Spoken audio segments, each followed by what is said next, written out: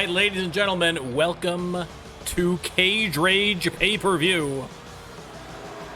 The following contest is Starting off the card, we have coming out first, Kurt Wilde.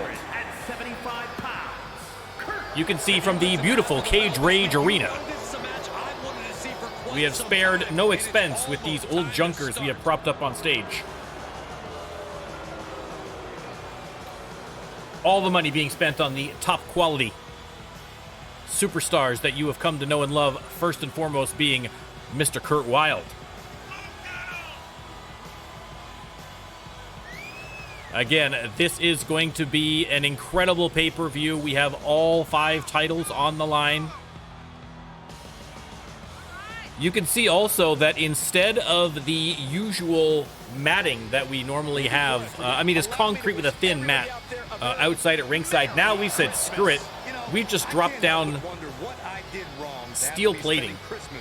All right, there is going to be no give at ringside tonight. So expect a little bit of blood. Expect a little bit of damage. Jocko's valet service at it again. On stage, wrecked cars everywhere. But listen. It was a hard time getting those into the arena, all right? They didn't cost a lot, but the arrangement, all right, put us back a few. All right, Kurt Wilde, but who is he going to be facing in the opener? The darling of the singles division as of late, surprisingly. The pride of Richmond, Virginia, it is Fisher Bailey. Fisher Bailey making the move from tag team to singles, retaining the old school robe. But let me tell you, Fisher Bailey has been on a bit of a hot streak here in singles. We are going to see he's up against some very tough competition tonight, though, in Kurt Wilde. Further, I'd like to extend a very Merry Christmas to our WWE Universe. Fisher Bailey, I mean, he looks ready. He looks ready. Saying a little prayer couldn't hurt. I'm an atheist, but it couldn't hurt. And let's start the prediction. You can let me know who you think is going to win this match. Again, as always, if this is your first time watching the RLWF and you would like to have your very own superstar right here in the ring, all you need to do is to subscribe to the Twitch channel or come on by the Twitch streams, and once you've got 5,000 channel points, boom, cash them in. It's just that easy. You don't need the game. No fuss, no muss. You're in. And Kurt Wilde, I mean, making a statement here thus far. What is he doing now? What is Kurt Wilde doing here? He's going top. Surely not. Oh my God! Wow! What a drop kick, coast to coast. This could be over already for Fisher Bailey. Unbelievable, let me tell you. This is why Kurt Wilde, I mean, shocking that Kurt Wilde doesn't have a belt around his waist right now, as far as I'm concerned. Absolutely shocking. And countouts are legal, so hopefully. And again, there we out there on the steel floor, so those bumps are going to be a little extra bumpy tonight. He's got to boost up his levels of aggression at this point. Fisher Bailey with the counter and the flying forearm. He's got to get something going here.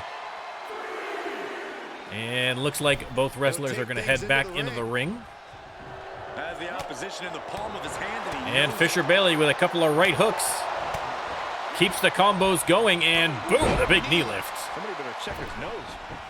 You're absolutely right, Jeremiah. I mean, Fisher Bailey, like I say, again, Fisher Bailey with Old School, a multiple-time men's tag team champion, so no slouch, but again, no real singles record to speak on.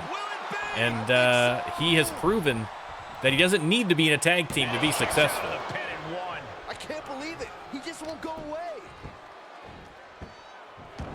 Oh, Jocko, you're not wrong. You're not wrong. I mean, any top rope maneuver from the ring to the outside is going to be that much more painful. Can you imagine getting a DDT or a burning hammer or something like that onto that steel? Not good. You're right, Revy. They were outside for a very short period of time. It's probably because of the steel plating. I didn't think of that, but that's probably correct. Fisher Bailey now trying to That's not very nice. That's not rip the facial hair off of Kurt Wilde. Oh, this is just too far. Get some control in there. Oh, it is aggression, just pure brutality. I missed the outside superplex, Jocko, not gonna lie. That was a great move. And a beautiful reversal there from Fisher Bailey and another flying forearm. Bailey going for the pin. I don't think that's going to be enough to get Kurt Wilde, but we shall see. It is not 2 count only. He's just one final blow away from not kicking out next time. And Bailey has him by the legs. What are we looking at? Oh, stomp to the midsection. Drops the big elbow. Right on the lower back. And a reversal from Wilde. They lock up, Irish whip into the ropes. And oof, beautiful German suplex. Fisher Bailey rolls out of the ring. Kurt Wilde right there after him. Oh, disabling the leg with that. He's starting to struggle here. It's entirely possible, Invisible Guy, that there's going to be some injuries tonight. We've seen it before at pay-per-views for sure. And there's already a couple of superstars who are, oh my God, by the way, ouch! And his head into the apron on top of that. Oof. But speaking of injuries, there's actually quite a number of superstars that are kind of nursing minor injuries as of late. Fisher Bailey setting him up for something at ringside, and oh my God! I think he hit him with his own thrust kick. That was Kurt Wilde's finisher. Fisher Bailey showing him how it's done. Rolls him over. That could be it. Kurt Wilde might be put away by his own finisher. Oh, 2.5. Kurt Wilde gets that shoulder up somehow. I have no idea how. And Fisher Bailey splits him open with that shot to the forehead. The crowd very firmly behind Fisher Bailey. Listen, they love an underdog story. Oh, look at a torch of their opponent. And stomping on the hand of Kurt Wilde, and a few words from Fisher Bailey to his opponent. Kurt Wilde struggling to get to the corner, and Fisher Bailey gonna make him regret it. No, Kurt Wilde with the reversal. And Wilde with the flying forearm.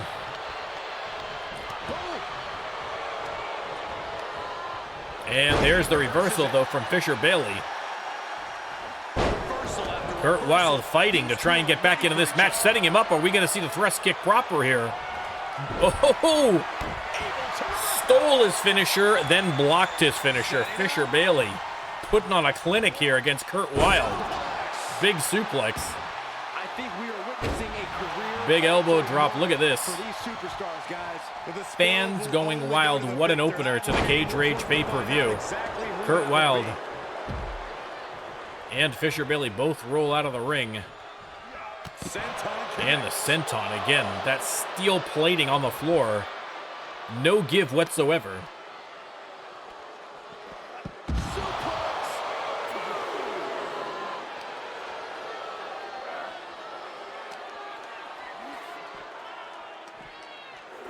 And oh, the German suplex. And he's taking on further damage. It'll be an arduous. That is true, but I think that Kurt Wilde literally holds the record for the shortest All-Star reign. If not, it's certainly very close. So he would definitely like to get another shot. But, I mean, given how dominant we have seen Kurt Wilde be at times, especially here in Season 2, but even back into Season 1, it really is shocking that he hasn't had more title runs. But listen, that's the problem with the RLWF. Its greatest asset is its greatest weakness. There is so much incredible talent here in the RLWF that you could be a fantastic superstar. Oh!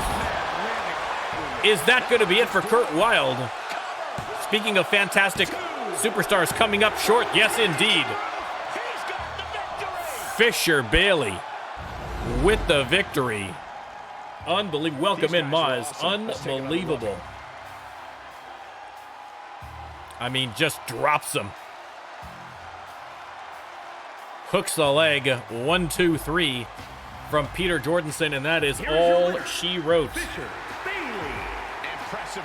Baron Max looking for a seat next to me here. Come on up here, buddy.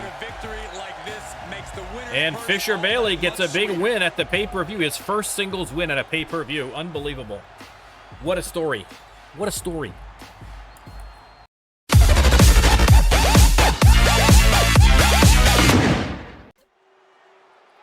All right, coming up next, an RLWF original match type. It is a fatal four-way hockey brawl. Yes, the return of the hockey brawl. Coming out first, it is Stone Justice. 100% effort, 0% body fat. Stone Justice. Now, for those who don't recall, the hockey brawl is an elimination style match. It is, I believe, falls count anywhere. It is no disqualifications or countouts. And the only thing underneath that ring, hockey sticks, baby. As a proud Canadian, I love these matches. I love these matches. I don't think there's any Canadians in the match today. Let me double check here. No, 0 Canadians in the match, but that's okay. Aren't we all a little bit Canadian at heart? Probably not, but too bad. You're watching it anyway. Stone Justice, the first out. We're going to skip through some of these next intros here, but let's just see who we've got. And his opponents. Out next. From parts unknown. R.I.P. At 84 pounds. Again, a man that, probably should be locked in a cage, quite frankly. Quite frankly. Look at him. He looks good peeking out from behind bars. Well, Saxon, I think that's completely unfair. Those insults are just R.I.P. Making his way to the ring, but he makes his way to the ring oh so slowly, so we are going to skip that. Yeah, I mean, Minnesota is like Canada-ish, you know?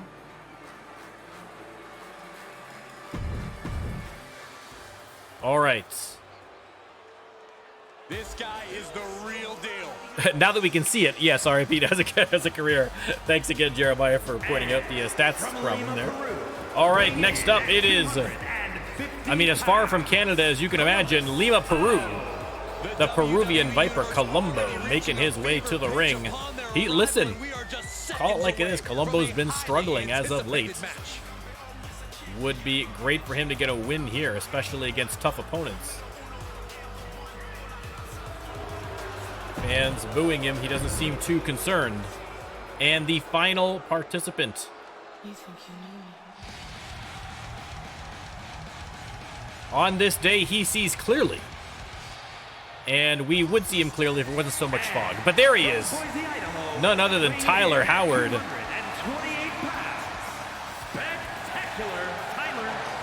Tyler Howard had a big win against Elijah George the other week. This is a serious contender for any title. They need to loosen up. And I want to see this pyro on this new stage. Kaboom! Looks even better. Looks even better.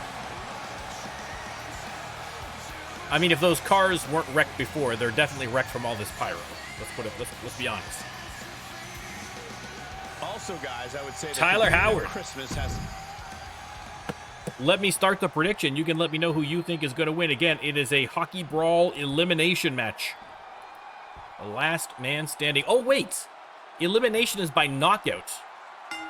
I forgot to mention that. That's kind of important. Knockout elimination match. The hockey brawl. And again, as always, and somewhat controversially, whether someone is knocked up. Oh, hold the phone. Let me back that one up just a little bit. Knocked out is determined entirely by the referee. If you are knocked up, that should not be determined by a referee. I just want to keep that clear. The RLWF, if you think that you're pregnant, don't go to a referee to verify. Go to a qualified doctor. All right? Just legal has advised me in the earpiece. Make that clear to everyone out there. Just little misspeak. I just misspoke. All right. RIP and Colombo on the outside. Stone Justice slams Tyler Howard right on the logos. And there's the first appearance of the steel steps. And it hit Colombo right in the face. Listen, Jocko, I mean, you can get knocked up at a hockey game. It's a very sensual sport, as all Canadians know.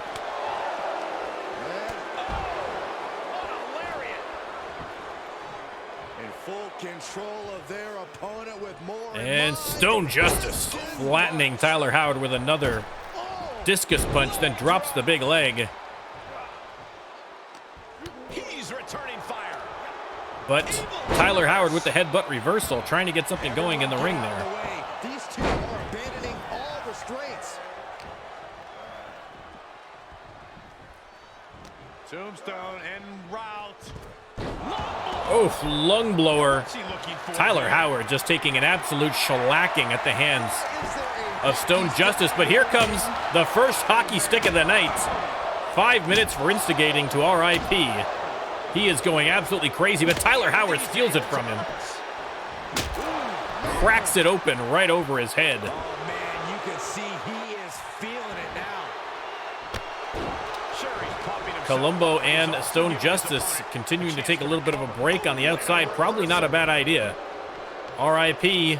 No, reverse by Tyler Howard. Beautifully done. He turns it around. RIP making his way to the corner. Back in under the ropes. Stone Justice slides For back something in beneath the ring. at the feet of Tyler Howard. He's going to take advantage. Colombo Hockey stick. has a hockey stick. Down there. And boom. RIP steals the hockey stick from Colombo after taking a couple of shots.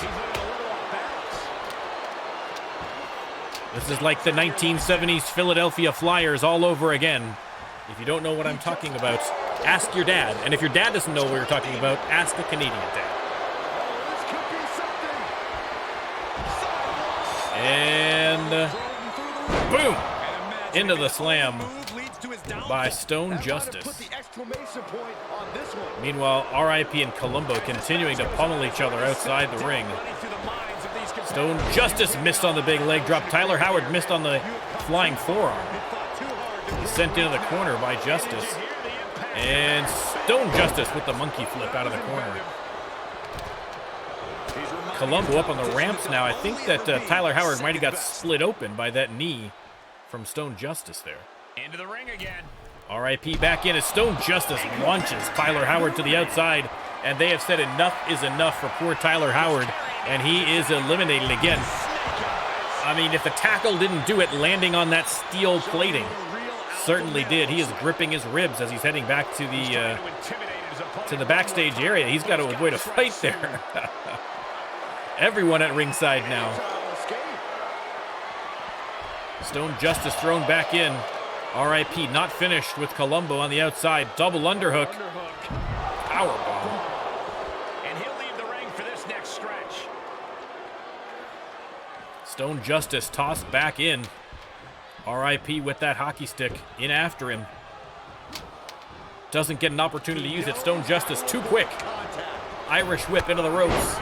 Big knee to the gut. And goes after Colombo now as RIP rolls out. He's got him up. Taking his time. And boom, finally. The suplex. Stone Justice went for the hockey stick, didn't see RIP sneaking up in behind him.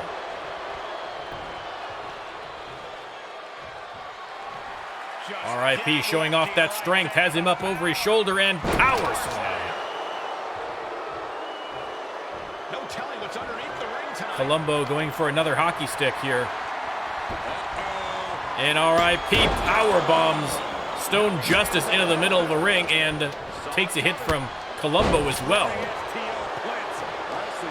Stone Justice rolls out of the ring. RIP with the power slam.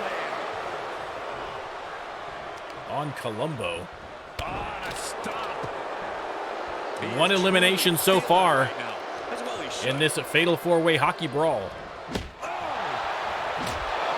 And RIP going to town with that hockey stick, but Colombo up off the mat and swinging. RIP There he is, thinking the same thing. All eyes are focused on this has moment. him up and over for the suplex. He's looking a little weary now. Yeah, the physical And fight- Stone Justice sends RIP face first into the mat, grabs that hockey stick, and bam! Right in the ribs. RIP broke it over his head again. He has taken more hockey shots in this match than some players get in their entire careers. Climbs into the ring. He's outside the ring now. Hope he's got RIP, a broken mess inside the ring right now, but still fighting. for that one. Still fighting, this man. His opponent know he can take on the world right now. Reversal from RIP. To reverse that. Big boot to Colombo, but here comes Stone Justice. Check out this power, ladies and Has gentlemen. him up and jackhammer. Driven down with a jackhammer. Huge turning point. RIP right here. rolls out Colombo on the ropes. Looking for a And Stone suplex. Justice bounces him off Slingshot. into the suplex. Ring shot.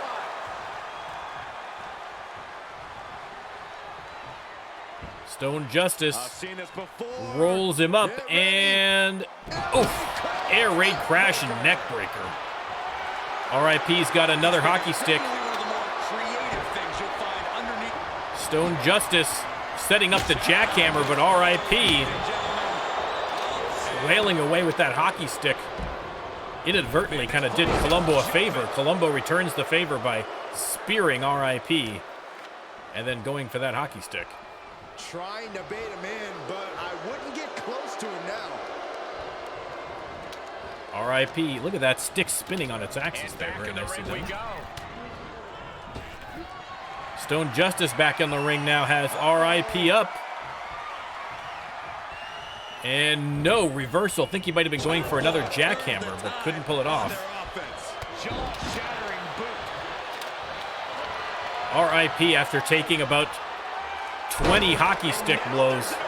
I think there's been about 3 or 4 sticks broken over his head so far. And there's another one. There's number 5. Oh, he knew what was coming. Colombo with the hip toss reversal, trying to decide what he's going to do here. Tagging this outside. This could And be of course, good. the siren call of the steel steps. Meanwhile, Stone Justice Irish whip, and then the big knee to the chest. Stone Justice going to grab another hockey stick. I'm surprised there's any still left under there. The knuckle puck. Going to work on Colombo. Here comes RIP from behind. Stone Justice doesn't spot him, Got to acknowledge these fans have packed arena and he gets for him tossed with every aside. single voice. How RIP is still going in this match, I have no idea. RIP About to go from bad to worse. This is not taking it out on the announcer's table. see this happen. And he finds himself on the receiving end again. That has to serve as a wake-up call for him.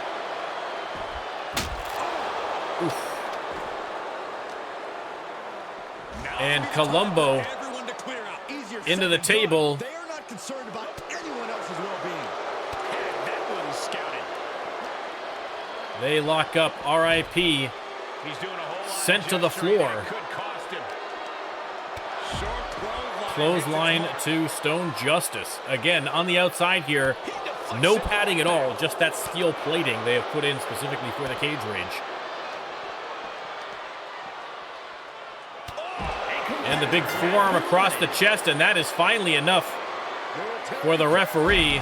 And Stone Justice, just like that. Wow.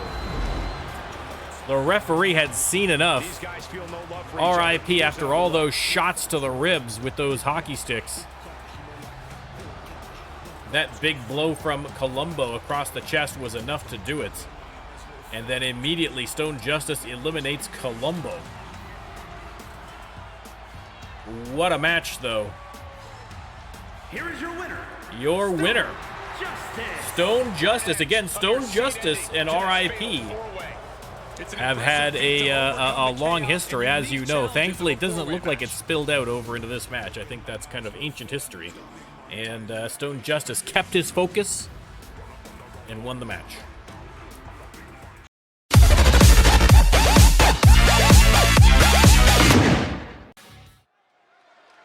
All right, you can see the Hell in a Cell cage above the ring. And out first, the challengers. After winning that #1 contenders match a couple of days ago on Shock. Jeannie Gorgeous and Beautiful Becca, the Stunners, looking to regain their belts from Pink Perfection. Easier said than done. Easier said than done. Welcome in, Psycho. Huge title match coming up. Easier said than done, but listen, if anybody can do it, it is the Stunners. Now remember, too, remember as well that the Stunners didn't technically beat... Pink Perfection didn't technically beat the Stunners in a match. There was 4 teams at the Rando Lando pay-per-view. And so it wasn't a traditional tag team match. One team versus one team. So let's see whether Pink Perfection is able to Look who's here. Defend those belts against the former champs. Here they come. Your champions, Victoria Long, Whitney Parker, Pink Perfection.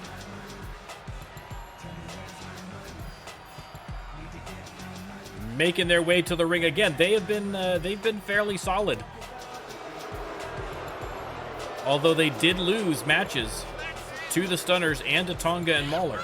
So, you know, they have shown that they are vulnerable, and we know what incredible champions the Stunners were for such a long time before Pink Perfection got those belts. Are we looking at a second Stunners title run, or are Pink Perfection finally putting the specter of the Stunners behind them to move forward as champions? That is what it is all about, and in a Hell in a Cell match to boot. And before we go any further, We were talking earlier about the potential for injuries. Hell in a Cell match, a great way to get yourself injured. I mean, being tossed from atop a cage onto a table or something. That'll do it. That'll do it. I hope it brings you coal, Byron. Let me start the prediction. You can let me know who you think is going to win this match. That is what is up for grabs. The beautiful women's tag team title belts. The following contest is a tag team Hell in a Cell match and is for the Women's Tag Team Championship. Introducing the challengers. And there they are, the Stunners. And their opponents, they are the Women's Versus Pink Tag Team Perfection. Champions. Everyone looking very focused. This is going to be a heck of a match. And that is what is up for grabs, ladies and gentlemen.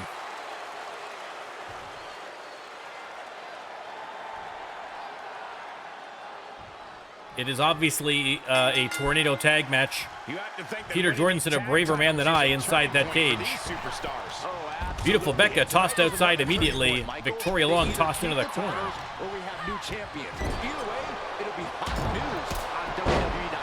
Beautiful move by Long on Jeannie Gorgeous in the corner there. Victoria Long immediately going under the ring for a little assistance. She's got a baseball bat, but Jeannie Gorgeous out after her here. All 4 participants at ringside. Again, a dangerous place to be. If that cage breaks and they're able to get to the outside of that ring, they might very well be going to the top.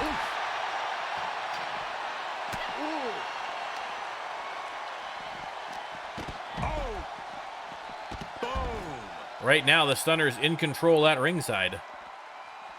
Oh my God, it only just occurred to me. If someone falls off from the top of the ring, they're gonna land on that steel plate flooring. Oh, how to make that even more devastating. How this got past our lawyers, I have no idea. No clue. Once again, the questionable abilities of the RLWF legal team on display again here at the pay-per-view. Beautiful Becca getting tossed around on the outside there by Victoria Long. Big uppercut sends her back into the cage.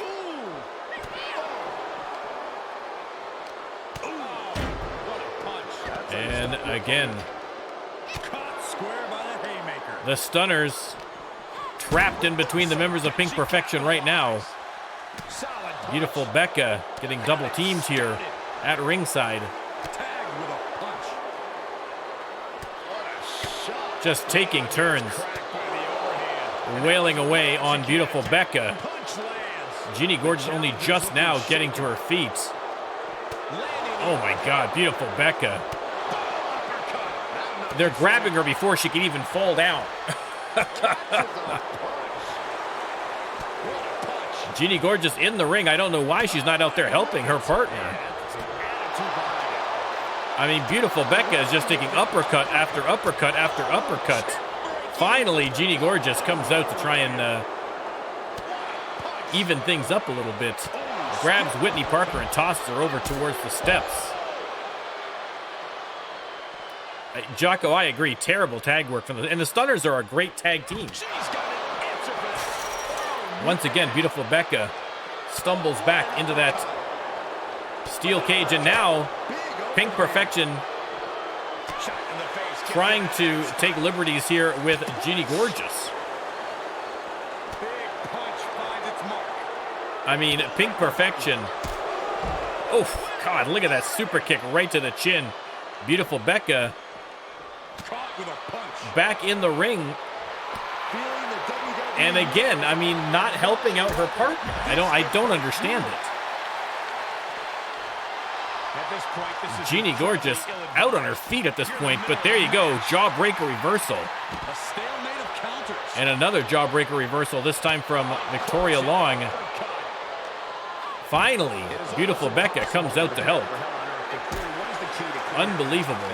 You got to do things you never thought you'd have to do before, that you never wanted to do before, because this is an environment like no other. The competitors must. I mean, listen, a very strange tag team match so far. Beautiful Becca into the ring, and boom! Victoria Long launches Jeannie Gorgeous through the cage. Both members of Pink Perfection exit the cage to go after Jeannie Gorgeous. Big uppercut, and now a headbutt to the back of the neck. Victoria Long just spectating at this point here. She doesn't spot beautiful Becca coming up in behind her. Whatever you can do, I can do better. Counters on top of counters. I mean, beautiful Becca and Victoria Long content to just watch their partners go at it here at ringside. Oh, what a counter. Finds the advantage after a string of counters. Brilliant countering by both competitors. And a big uppercut.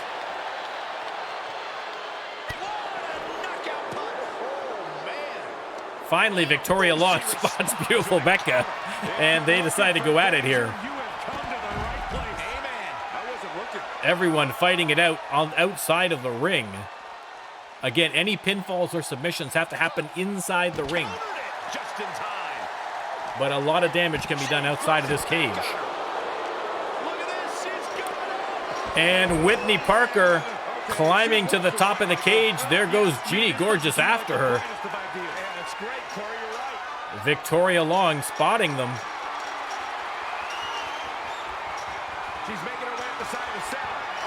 And now all four participants heading to the top of the ring. Jeannie Gorgeous drops Whitney Parker face first into the cage. Again, I will point out, oh, super kick right to the face immediately of Victoria Long. But again, I will point out, the concrete floor has been replaced by steel plating. Victoria Long balanced precariously on the edge there.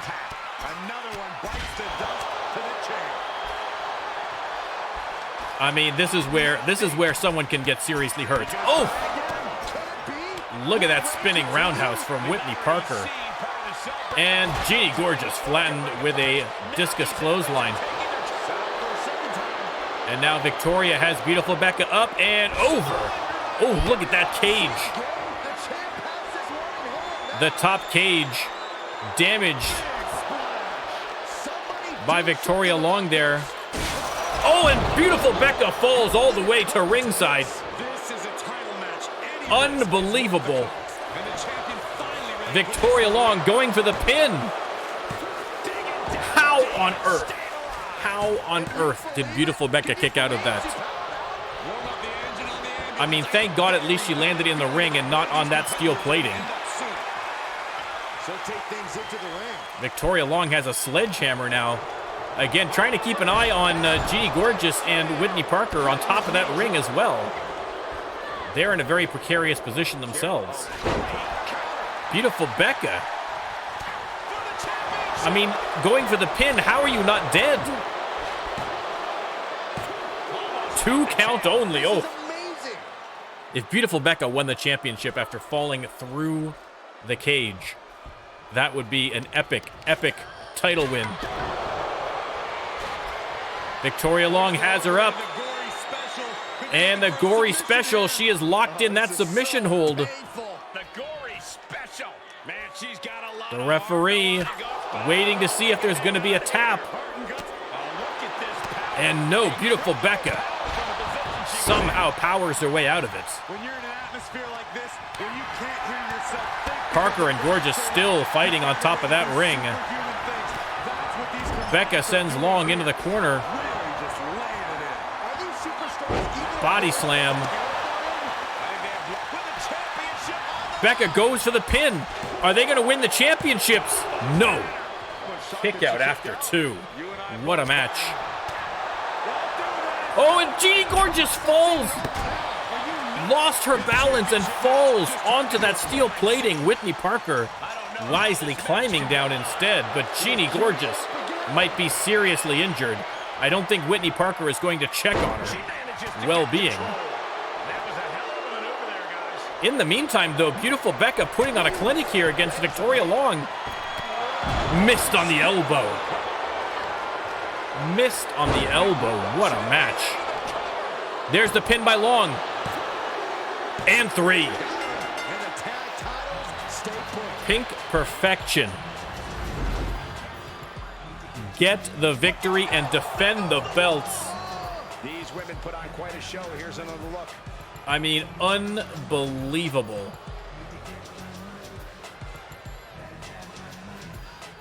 Both members of the Stunners fell from the top of that ring. Hopefully they are okay. But Pink Perfection retain the belts.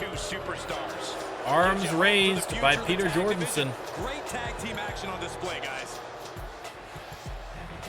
And listen, they have perhaps put to rest any doubts that there might have been in how they won the championships by putting away the Stunners in spectacular fashion.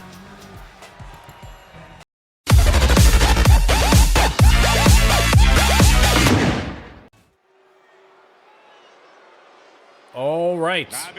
After that insane Hell in a Cell match, we are going back to a little one-on-one action. Coming out first,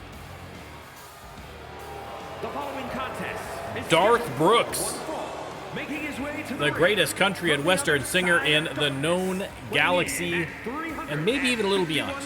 Maybe even a little bit beyond. Highly anticipated matchup. The competitors in this one have been waiting all day. Like all to get their Sith, hands on each other. he was trained by a Sith master and then murdered his master as a Padawan to become his own master. Who was his master? Travis Tritt. Most people don't know that. Most people don't know the Travis Tritt Sith Lord. But it's true. Also, Darth Brooks. guys, I would say that competing on Christmas has to be a tremendous thrill. I can't speak for what it's like. Ready to go. Let's see who his opponent is going to be.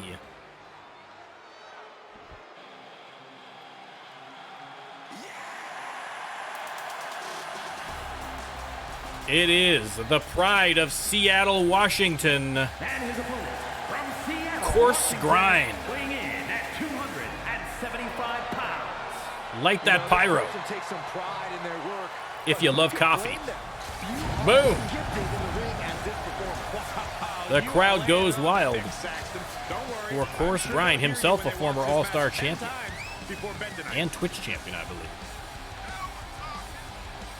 Course Grind making his way to the ring. Now, these two have fought before. I believe Course Grind came out on top the last time that they faced. But listen, never an easy match against Darth Brooks. That is for sure. So we will see if he can be successful here again tonight. Oh, he's always good to me, Cole. Though I'm pretty sure Saxton ended up with Cole. I mean, again, I don't know that you could even. Well, I mean, I guess Course Grind could, but I'm trying to think. I'm trying to imagine lifting someone the size of Darth Brooks into a French press, and I don't know. Seems unlikely. Let me start the prediction. You can let me know who you think is going to win. Hey, thank you very, very much for the raid. Respect 5, much appreciated, much appreciated. Welcome in, Raiders. I'm Norm. This is the RLWF, a custom WWE 2K23 Universe Mode. Joshua King, thank you so much for the follow. Much appreciated. Much appreciated, everybody. That preparation is the type of thing that elevates a superstar, Saxton. And Nick Dog, thank you as well. Let me drop a little info about the RLWF for you. Ladies and gentlemen, you are here on a perfect day. Max Cutter, thank you. You are here on a perfect day. We are having a pay-per-view. Surely the only wrestling pay-per-view going on anywhere in the world right now. Respect, thank you for the follow. Croc, how are you, sir? How are you? You are here for... Oh, guys, Killer Cry, thank you so much, everybody, for your for your follows and for the raid. Much appreciated, everyone. Here's a pin by Course Grind. Only got the one. Refusing to give up even an inch of ground as this Thank you very, match very much. continues. Let me give you a shout out there for respect, so that my community members can check you out as well. Again, we are having a big pay-per-view night tonight. Right now, we are seeing Course Grind versus Darth Brooks. And honestly, whatever happens with that series there, both players should be proud of themselves. Because come think of it, you know, it's hard enough trying to make it to the finals. And Brooks grabbing him by the forehead and slamming him down. The power of Darth Brooks on display. Thank you, much appreciated. My children would disagree, Respect, but I appreciate it. Thanks a lot, Killer. Hope you can come back and check us out another time. That's gonna leave a mark. If anybody's interested, curious about the RLWF, I'll put the link to our stats page. It's a Google spreadsheet that has every wrestler that we've ever had, every match we've ever had, championship histories. I mean, anything you could possibly want to know about any of the superstars here in the RLWF or the RLWF itself. It's all right there in one Google sheet. You can check it all out. Darth Brooks going for the pin here. Only 2K. Only 2K. Respect, I didn't even start until I was well into my 40s. I've only been doing this for maybe 3 years, and I just turned 50. So it's never too late to start if you're an old person watching this, that's for sure. And it means that if you're younger, you can just keep on doing this, man. Shifts it back onto him. Brooks missed on that attack, but has him up now, and oh! Scoop slam. What a scoop slam, and now playing him a little goodnight music there. Darth Brooks. Superstar exposes themselves to. Pounding away. No problem. Much appreciated, Respect. Thank you very much for dropping off some people in a raid and checking us out. Much appreciated. Oh! Is this what he needs for the win? That's got to be it. It is not Course Grind. Where in the world is he getting this from? Course Grind kicks out of the finisher. He stopped. Though you gotta believe he'll be looking for the kill shot. And Darth Brooks appealing to the crowd. I don't think his Jedi mind tricks are going to work. I don't think any of these superstars And pop-up flapjack. They roll out of the ring again onto that steel plating. Elbow drop driven down, showing a lot of fury with these attacks. He's in And course grind with the tackle. And now pounding him into those steel plates. That is just insulting. And the fans counting them off as course grind goes to work. They lock up. There's the reversal from Darth Brooks. They lock up again, and course grind sent back into the ring. Again, not a falls count anywhere match. They have to be mindful of the counts. Referee telling Darth Brooks to stop taunting and get in there before he gets counted out. Oh, rakes the back. Irish whip into the ropes. And the big knee lift right to the ribs. Hooks the leg. Is that finally enough? It is not. Course grind. With that last caffeine blast from his veins. Able to get up, but again. Grabbing him by the face and slamming him into the mat. Course grind gets out of the way of that elbow, though. He has got to get something going. And there's the flying tackle. Setting him up for something. Are we going to see a French press? That's exactly what we're going to see. French press on Darth Brooks. Hooks the leg. Oh, 2 count only. Brooks manages to kick out. What a match. Irish whip into the ropes and the big boot. This is truly awesome. And course grind dragging Brooks to the ropes. And catches him into the power slam. Hooks the leg. That's got to be it. 3 count. There's your winner. Course grind. What a match. Course grind beating the big man again. I mean, kudos to Darth Brooks. You can see the damage that he was dishing out. And listen, I questioned whether he could get him up for that French press, but he absolutely did. Brooks power slammed into oblivion in this match. Here is your winner. That was a difficult win. And there you go, a big win at the pay-per-view for Course Grind. He is going to go back and have a celebratory pot of coffee, I am sure, backstage as we move on.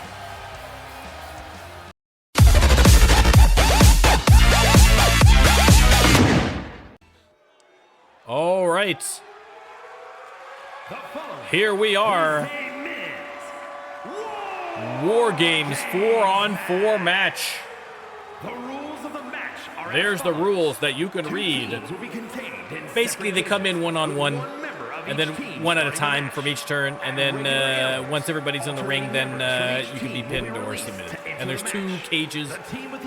You can also eliminate somebody by tossing them out of the ring, which I've never seen anyone even try before, but it'd be nice to see. War Games officially begins. The match can be won by pinfall or submission. I'm talking over the instructions, so hopefully you're reading those along with everybody. Okay, now for the teams. Are they going to do intros for the teams? Let me see.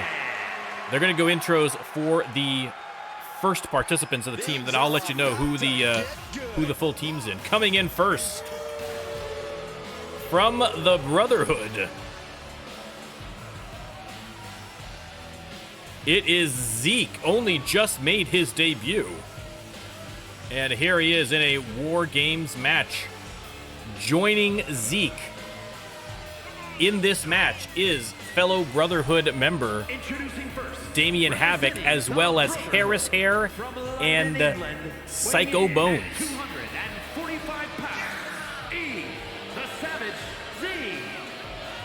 And there he is, Zeke, heading into the War Games cage. The double ring. And his opponent.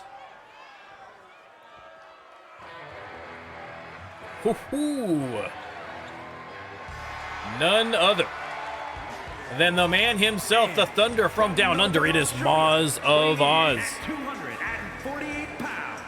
The Brotherhood are official. The Brotherhood are official. Damian Havoc and Zeke are official. Now, again, it's not clear whether they're going to be operating as a tag team or whether they're both going to be operating in singles, but they are definitely together as a stable. A stable of two, but a stable. Now, on Maz's team is, of course, Sharknado. I mean, obviously. That just goes without saying. And then also on his team, William the Hammer Styles and Remy Haynes, Big Daddy, joining Team Maz here.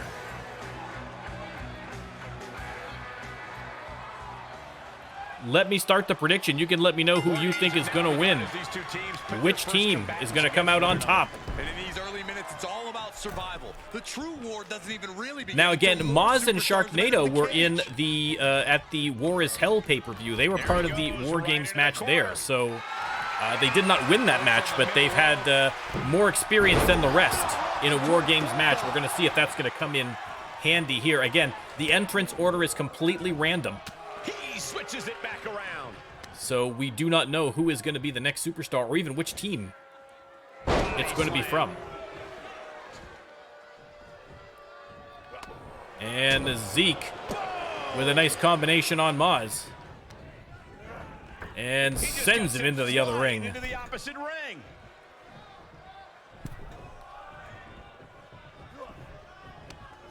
They lock up Maz, Irish whip, and then, oh, the big knee to the gut. They lock up again, Irish whip. And the big back body drop. And a drop kick from Maz of Oz. Knife edge chops. Has him up against the ropes. Irish whip again. And nothing. Oh, there we go. Hit him with an elbow.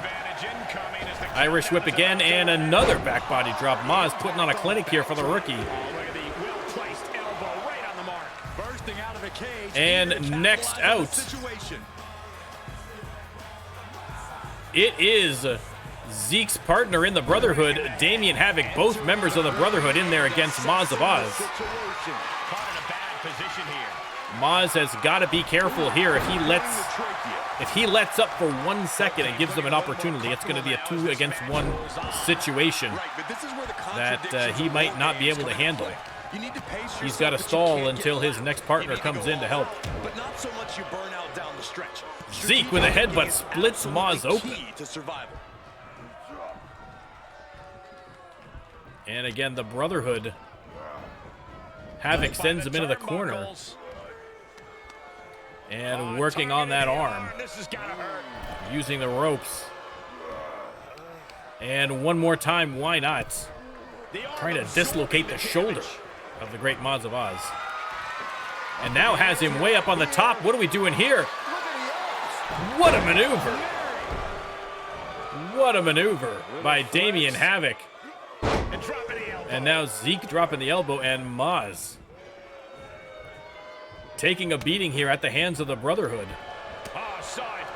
Trying to fight back, but it is 2 against 1, but only for 10 more seconds. As help is coming. And here we go. And Zeke with the big knee.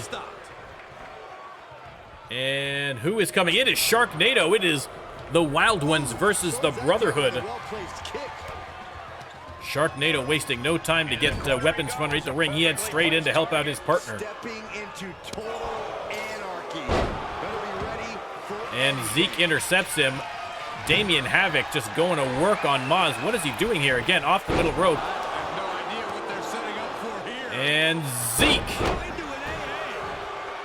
with an attitude adjustment on Sharknado.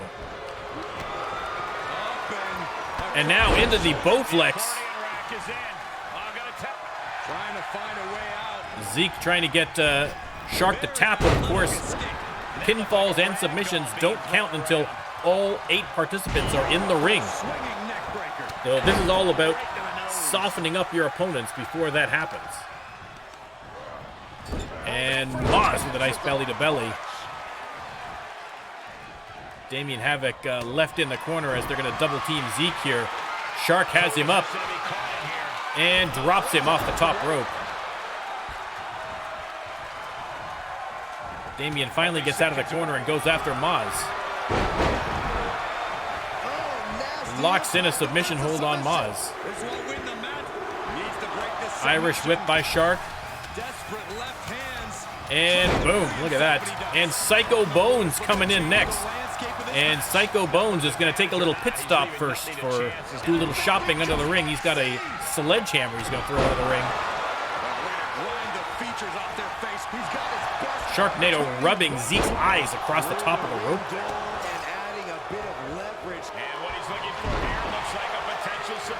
And there you go, Cross of Pain locked in there by Maz of Oz on Psycho.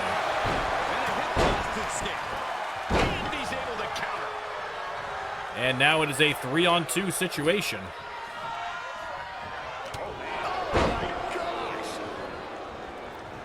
Maz tossed into the area between the two rings by Psycho Bones. He turns the attention to Sharknado and does the same. Maz back in the ring for a DDT. Damien Havoc picking up that sledgehammer. Maz doesn't see him, but oh, he feels him. Bear hug locked into Sharknado on the opposite ring as well. There's a bell clap to get himself out of it. Maz getting absolutely pummeled. Sharknado splits open Zeke.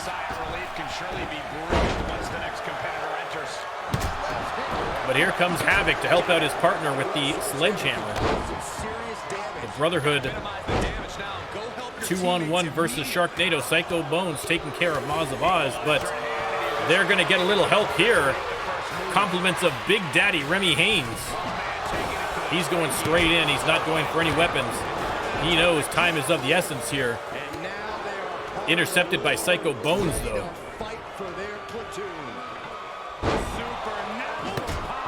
I mean, Sharknado just taking an absolute beating at the hands of the Brotherhood in the other ring. Maz just getting to his feet now. And he goes immediately after Psycho Bones with a big neck breaker. Shark drop kicked into the corner by Damien Havoc, and then he goes to work with that sledgehammer. But Sharknado doing his best to show up here against for a 2-on-1. He's trying. He's got that sledgehammer now, returning the favor to Damien Havoc. Meanwhile, Remy and Maz, a little teamwork with the double suplex on Psycho Bones. Sharknado has both Brotherhood reeling now. Belly to belly suplex. Psycho Bones toss into the other ring, and it looks like everybody's coming into ring two.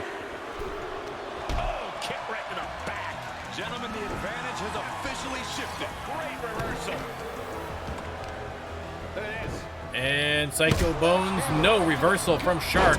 Here comes Harris Hare, the final member of Team Brotherhood. Absolute chaos in ring. There's two rings, guys. There's two rings. Here's Psycho Bones. Off the ropes with the people's elbow dropped on Sharknado. And then a Frankensteiner. Psycho Bones, as promised, putting on a show. Damien Havoc and Psycho Bones both taking turns going after Maz of Oz. I mean, the Wild Ones have taken such a beating in this match.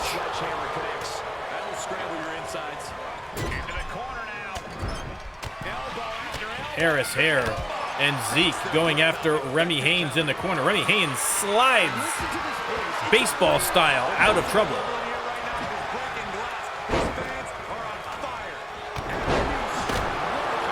Remy Haynes and Maz trying to fight back here.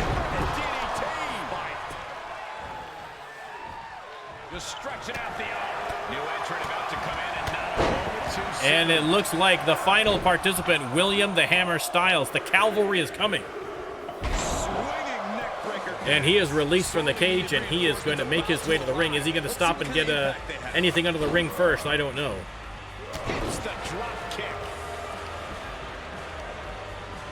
Check this out. What athleticism. Remy looks to be frozen in place. Even odds weren't good enough, and they just We will see if that's going to get corrected here. What a counter. William Styles bringing a table into the ring, and he's not finished. He's got some more. You most certainly have a plan here. Oh, the sledgehammer connects. Psycho Bones finally snaps Remy out of it with a body slam. He's got another table. I mean, William Styles, I like where his head is at, but in the meantime, his team is getting absolutely pummeled in the ring. He's got to just get in there now. And he does. Maz.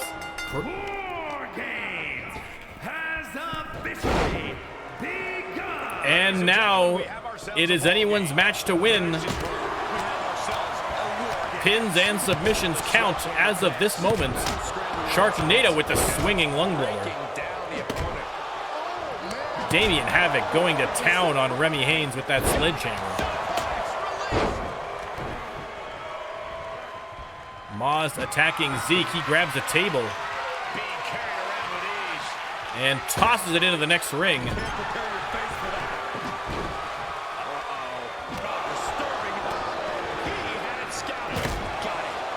Remy trying to fight back here against Psycho Bones, but he is double teamed by Damian Havoc. Maz and Styles double teaming on Zeke. I guess maybe the idea is if they can wear Zeke down enough to get the pin before Sharknado or Remy get pinned, then it's worth the effort. But in the meantime, it is Remy and Shark paying the price. Remy tossed back into ring one, and Psycho Bones coming in after him. Beautiful suplex there from the Hammer.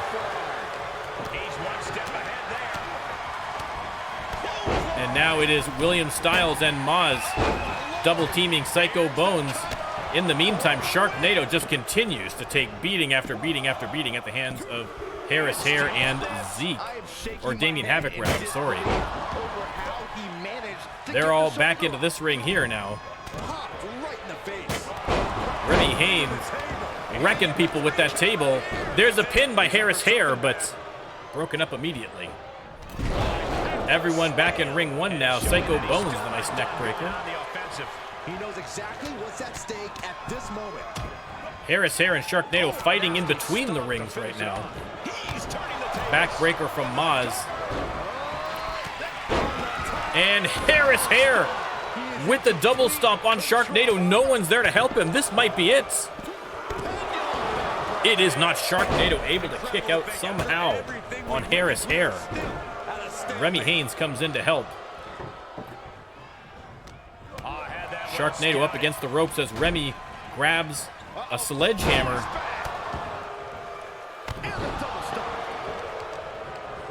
Harris Hare goes to the pin. Remy breaks that up immediately. Maz stuck in the corner here with Damian Havoc. Zeke with the airplane, or the giant swing rather, on the Hammer. Harris Hare goes to the pin on Remy. And Remy kicks out after two. Oh my goodness. And Maz kicks out on Damian Havoc. Submission hold on Styles, but here comes Sharknado for the rescue. I am trying to keep track of everything here, ladies and gentlemen. Damian Havoc. Oh! Feast your eyes on Maz. Sharknado grabs him from behind, though, with the back body drop. There's a pin by Zeke on Styles, and Sharknado saves William Styles bacon there. Everyone back in one ring for now. Sequence of reversals here. Both superstars clearly studied game tape ahead of time.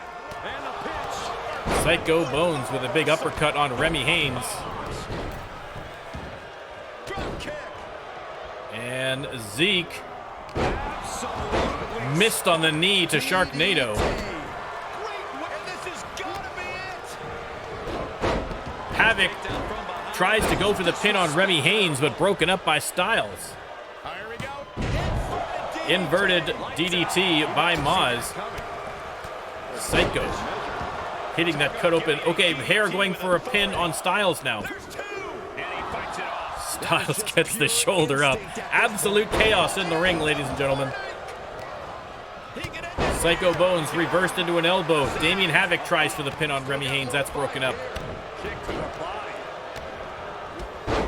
Maz tries for the DDT, but Harris Hair says no, sir. Somebody's going for a pin. I'm assuming it didn't go through. Even the camera people are having difficulty figuring out what action to concentrate on. Damien Havoc going for a pin as Sharknado goes for the spinning powerbomb on Harris Hair. I almost wish some of them would go into the second ring just so we could see what's going on. It is absolute wall-to-wall action in ring one. And there we go, just as if on cue, Remy Haynes tossed into the second ring by Psycho Bones. Harris Hair. And there's the 3 count. Damien Havoc got the pin on Maz of Oz. I didn't see exactly what happened. Hopefully the replay will show it. I mean, what absolute chaos in the ring there from bell to bell. I think we're going to have to go back and watch that match over again to find out exactly what happened. But listen, the point is your winners. Damien Havoc, Zeke, Psycho Bones, and Harris Hair chalk up a victory at War Games. Listen, the Brotherhood are looking impressive so far. They're looking impressive so far. I'm curious to see what we're going to see. But a great, great match.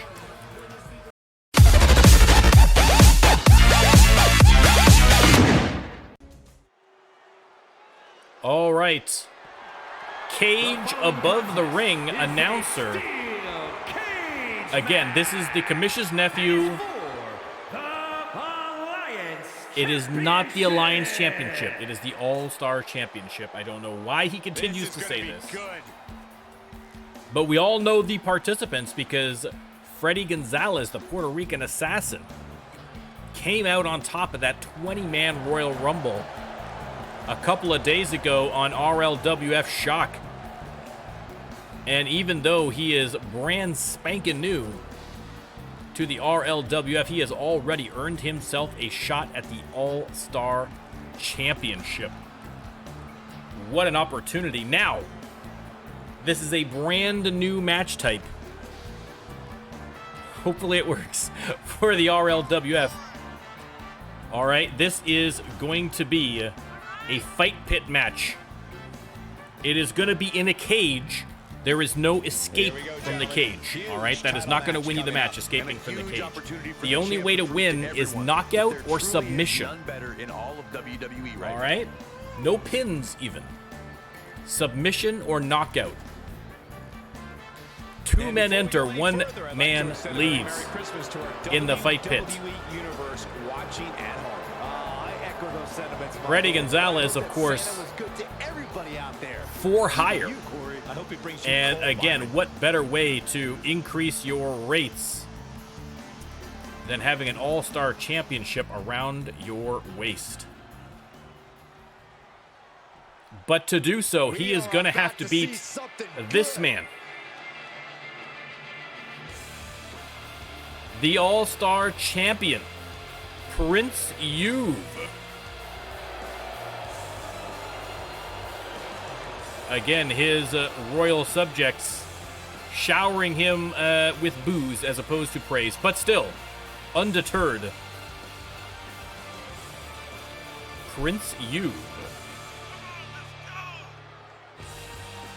There has been a lot of talk. Prince Youve has been riled by King Jocko in a fight of royal proportions. And listen, there was a lot of talk on both sides. As far as I'm concerned, I think Jocko's running scared from him. I think Jocko's all talk when it comes to Prince Youve. Prince Youth said, I will put my title on the line. I'll put my career on the line if it'll just shut you up. And Jocko quickly backed away. So, listen, I know he will argue differently, but I think it was all to see. If you don't know what I'm talking about, you got to join the Discord, baby. Got to join the Discord. If you're watching on YouTube, link down below. That is what is up for grabs, the All-Star Championship. Let me start the prediction while they are going through the introductions. The challenger from San Juan, Puerto Rico, weighing in at 220 pounds, the assassin. Look at the veins. Gonzalez. Look at the veins on Freddy Gonzalez. And his opponent from wherever he wants, weighing in at 200 And Prince Yu. pounds. He is the Alliance Champion, the Prince. Prince Yu. Is he going to walk out of this match with a crown and a belt, or just a crown? Looking more determined than I've ever We seen. will have to see. I mean, I think it's, you know, on the one hand, I think that, you know, Prince Yu is at a bit of a disadvantage because, again, Freddy is so new, he hasn't really had a chance to really see a lot of tape on him. But at the same time, Freddy Gonzalez is his first title match. This right here is the championship that gained So, nerves all around, I am sure. Yeah, I mean, once the title match is called, They lock up Prince Yu, you know it finally matters. reverses him into an Well, you're uppercut. certainly not Mr. Modest today, are you, Corey? Damage to the shoulder is definitely going to hamper And your ability. Yu pounding away on the face My God. of Gonzalez. Hoisting their Has him up opponent and over Fisherman's Buster. for the Fisherman Buster. And why not one more? Top of the skull. If it ain't broke, don't fix it.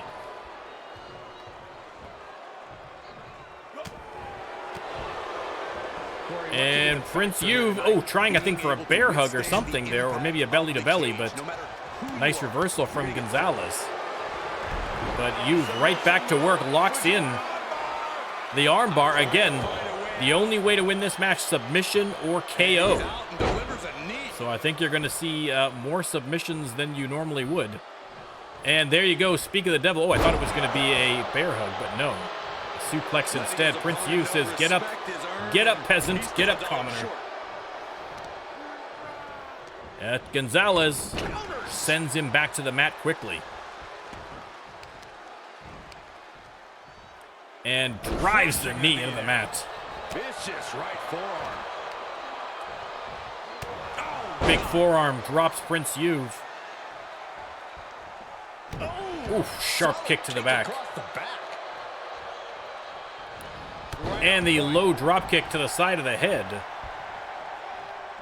Unloading of Freddy a kick. Gonzalez The champ getting put to the slows test things here. down, takes his time. And drives the knee into the mat again. Again, Freddy being very calculating here. Prince Yu, though, Reciprocating the initial reversal. trying to come back. They lock up. Freddy has him up into the corner and then tossed onto the logo. That move had the amount of force akin to a natural disaster. Turns him around. What's Freddy say? Oh, rakes the nails across Yu's back. Irish whip. Goes nowhere. They lock up and sends him into the corner. And Freddy just repeatedly striking. Splits him open and then Diamond Cutter. I am shocked that Freddy didn't go for the pin there. Styles, welcome in, sir. Welcome in. Freddy has him up, and no, Prince Yu with the reversal.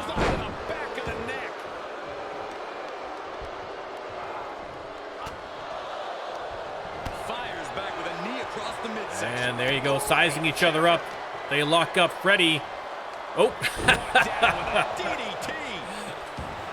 A little feint and into the DDT. A moment to truly appreciate and embrace his presence.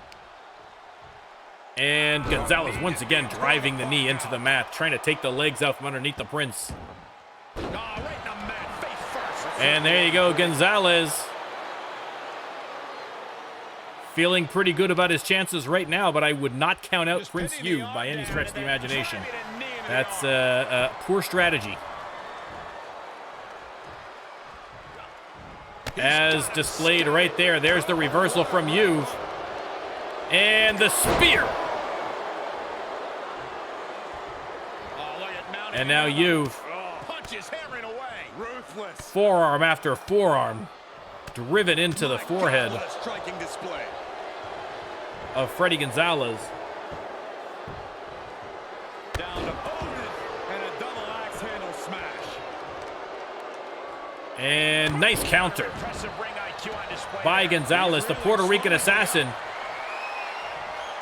Setting you up for something. He's got him up.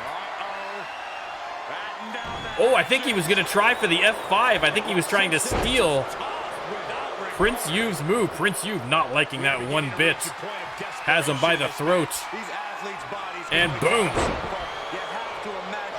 I think he made a mistake there by riling up Prince Yu, trying to steal his move. And boom, another Fisherman's Buster. And a big double axe handle to the back. And now Yu might show him exactly what an F5 looks like. Up on the shoulders, and boom. That is it. Prince Yu with the victory. Freddy Gonzalez knocked out. These superstars put on quite a show. Again, tried to steal Prince Yu's move, and that enraged him enough to get him the victory. And there you go, F5 and Freddy out like a light. And the winner of the very first Fight Pit match in the RLWF, let the record show. Your all-star champion, Prince Yu. Challengers are 0 for 2 so far tonight in title matches.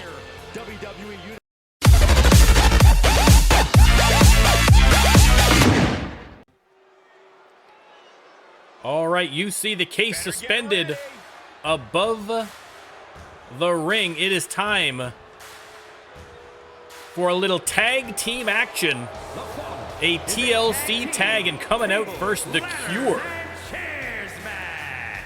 THP and King Jocko making their way to the ring. Now again, you know, these guys normally try to stick to singles, but I will point out, I mean, THP, the tag team belt is the only men's belt that he has not won. So it would not shock me to see him at some point try his luck in the tag team division on a more regular basis to try and see if he can't sneak in there and complete the set of RLWF belts.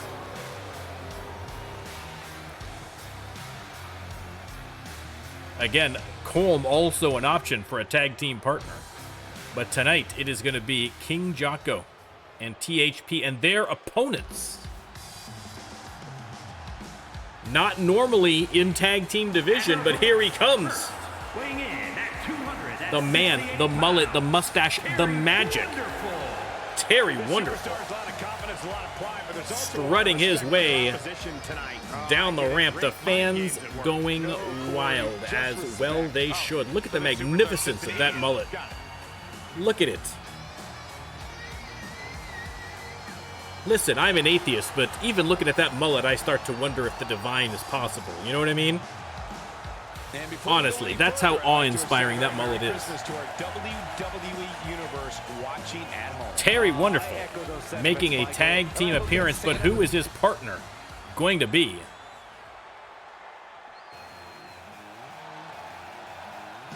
Moose, welcome in, welcome in. Glad to have you.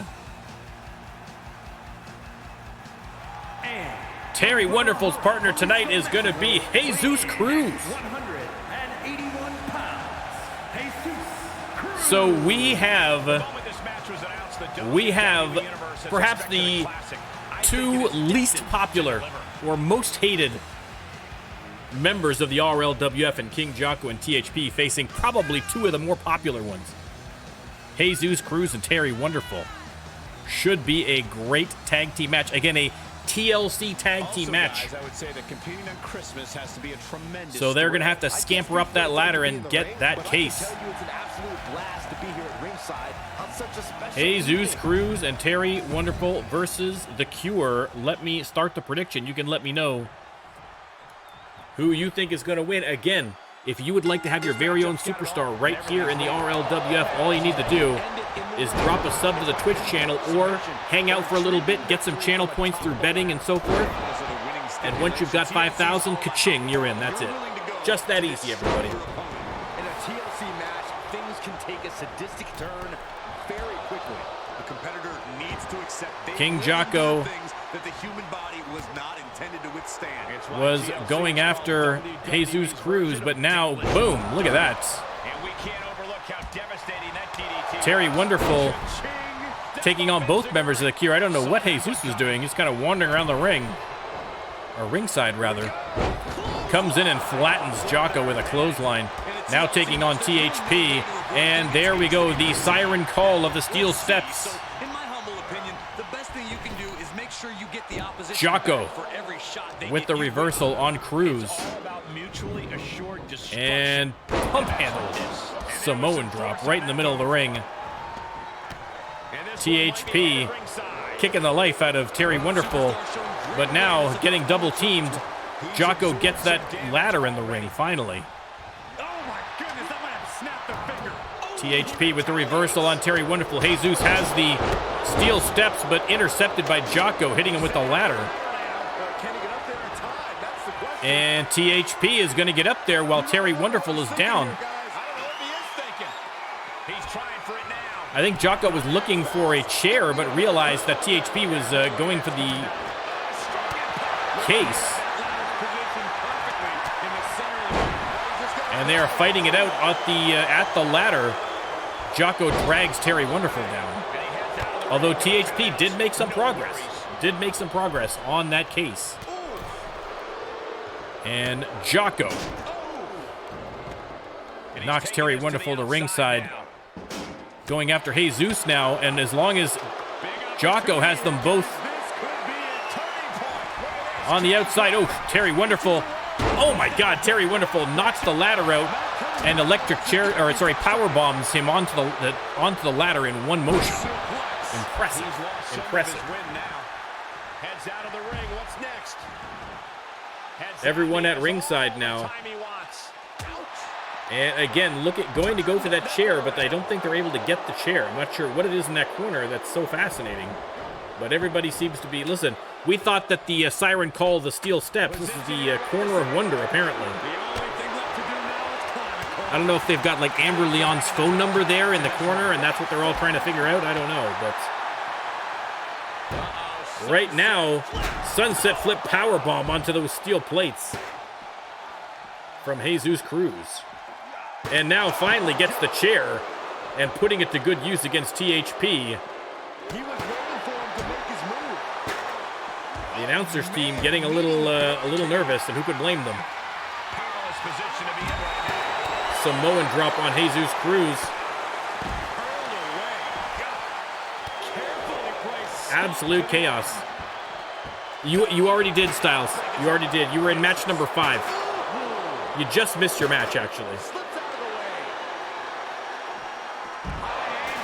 Suplex from Terry Wonderful. This is a very dangerous situation now. Jocko sent into the barricade by Cruz. He takes control. Jocko going after Terry Wonderful now, and atomic drop. Oh God, not once, but twice. And oh no, a third time. Third atomic drop. Terry Wonderful just tossed aside like yesterday's newspaper. If you're not sure what a newspaper is, ask your dad.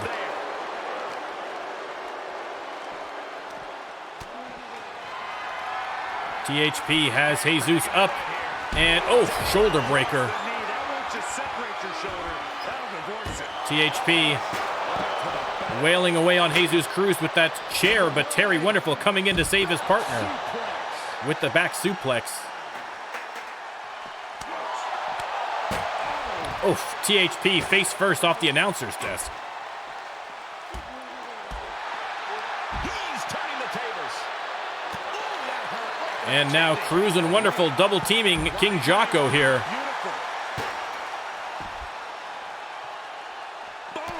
Oof, Terry Wonderful splits THP open with the big boot. And Terry Wonderful taking out some frustrations on the announcer's desk. THP sent back into the ring. I wouldn't leave him in there alone with that ladder for very long. Terry Wonderful thinking the same thing, comes in after him. Double underhook, powerbomb. And now is Terry Wonderful. He's trying to reposition the ladder, but THP in the way. I think he's got it now. Is Terry Wonderful going to win this match? Jesus has King Jocko otherwise occupied. THP finally gets up here, trying to shove the ladder out from underneath him, and he does.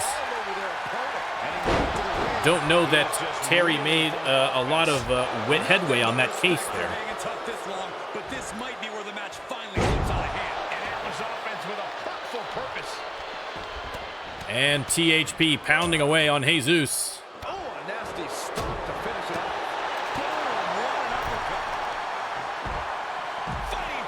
THP sends Terry Wonderful to the outside. Jocko back out to go after Jesus. THP just threw a table at Terry Wonderful.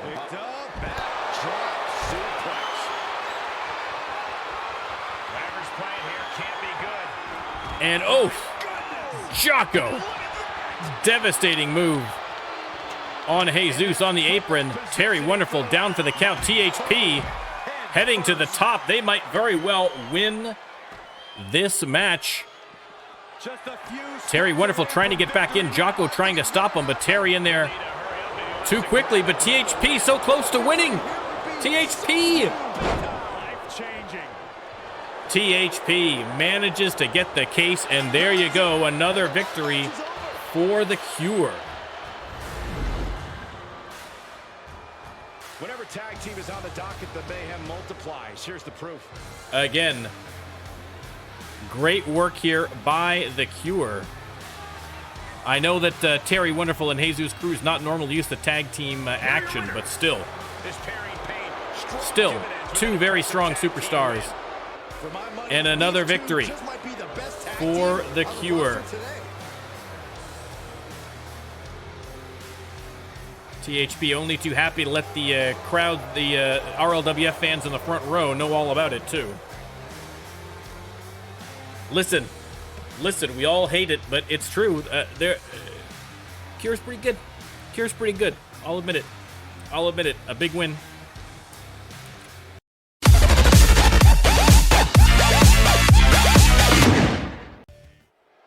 All right, Cage Rage pay-per-view continues. And we brought out the biggest cage of them all, the Elimination Chamber. Coming out first, it is the A to the L, the boss of bosses, Amber Leon. Now, 6-woman Elimination Chamber match. The winner of this match is going to face Marcella Drosy tonight in a title match. So a lot up for grabs here. The commissioner took a look at the winners over the last couple of weeks, selected what he felt were the 6 best, and put them into the match.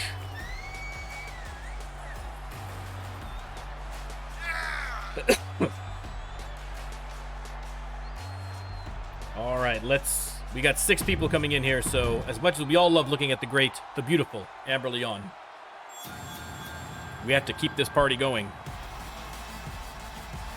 Again, the people coming out first are going to be getting pods, so this is good position to be in. And Penny Haps. From Toronto, Ontario, Canada. Again, we should have had Penny Haps in a hockey brawl. That would have made sense. Sadistic brainchild of Eric Bischoff has determined champions, set WrestleMania main events. Penny Haps making her way to the chamber. Next up,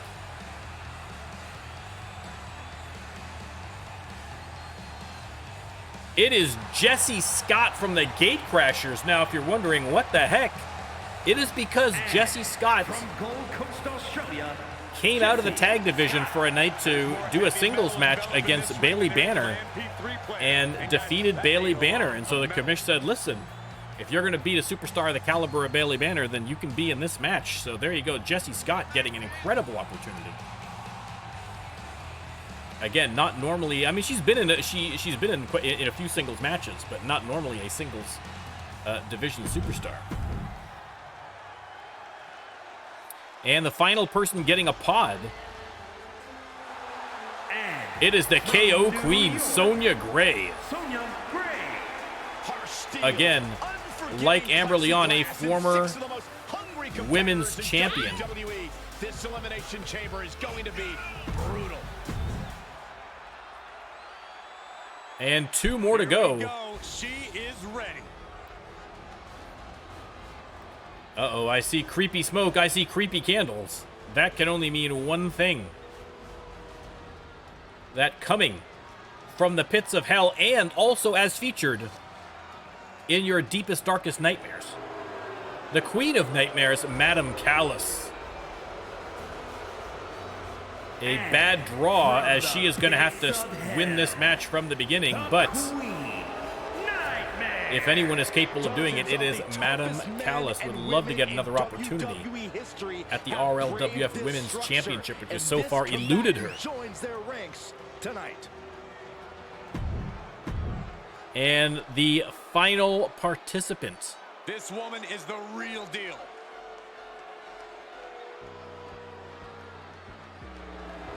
The Spanish assassin, From Silencio. Madrid, Spain, the Assassin.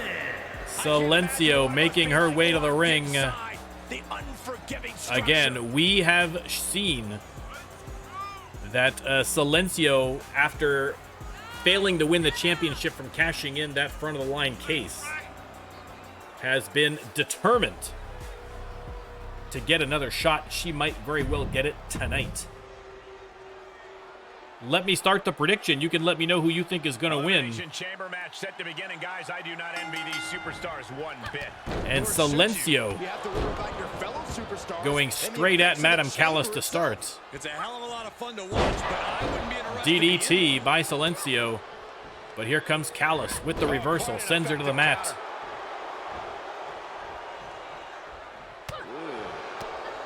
Just turn that around. Block from Silencio. Nice dodge from Callis. Some great wrestling on display already. And Silencio dropped face first off that turnbuckle.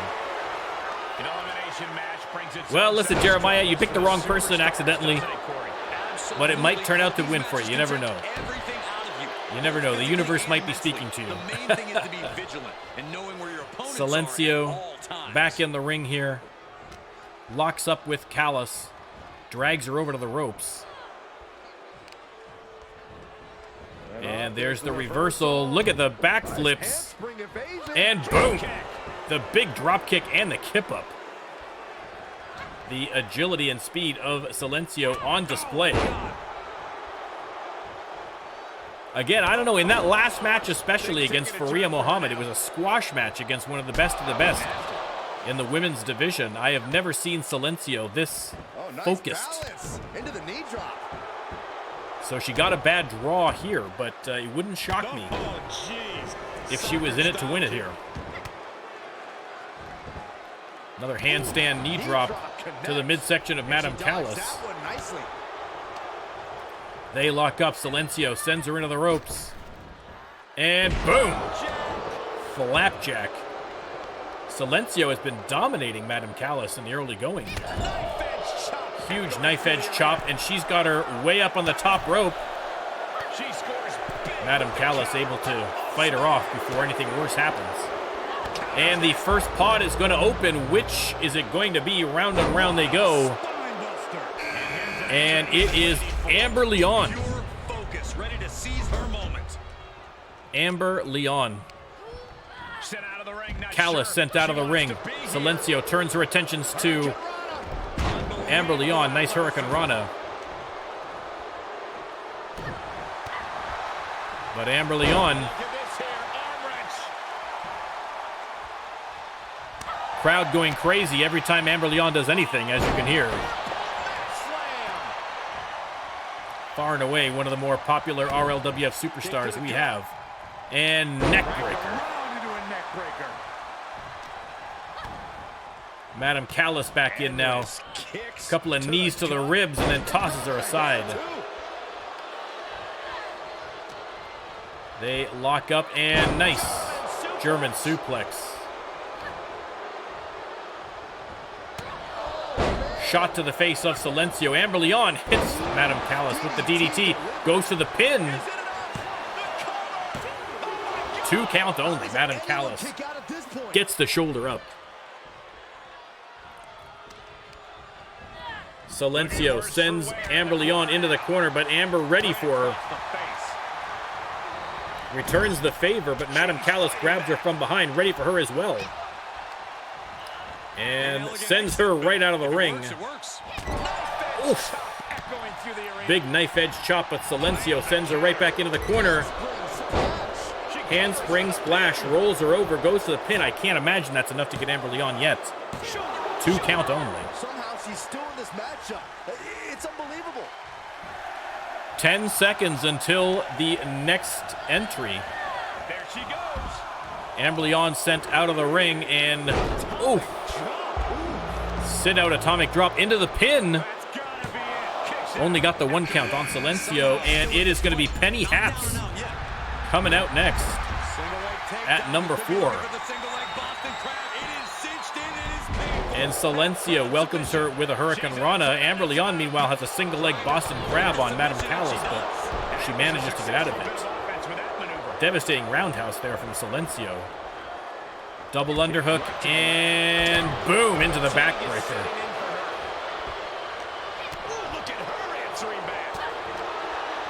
Chaos in the middle of the ring. Madam Callis sent to the outside. So is Silencio. Penny Haps turns her attentions to Amber Leon. And the standing moonsault. And Penny locks in the abdominal stretch, trying to get Amber Leon to tap, but easier said than done. And Amber Leon with a nice reversal.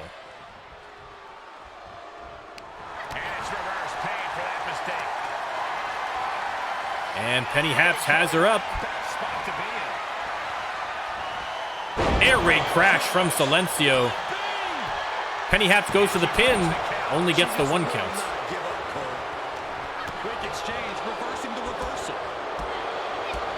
Silencio working the legs of Madam Callis.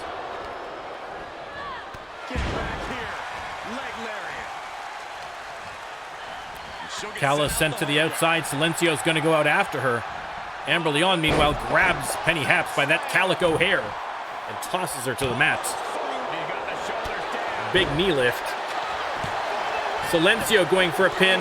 No. Amber Leon going for a pin. No. No eliminations as of yet. All 4 still in for the win. And who is going to be the next into the ring? Sonya Gray, so it's going to be Jessie Scott who gets the last entry.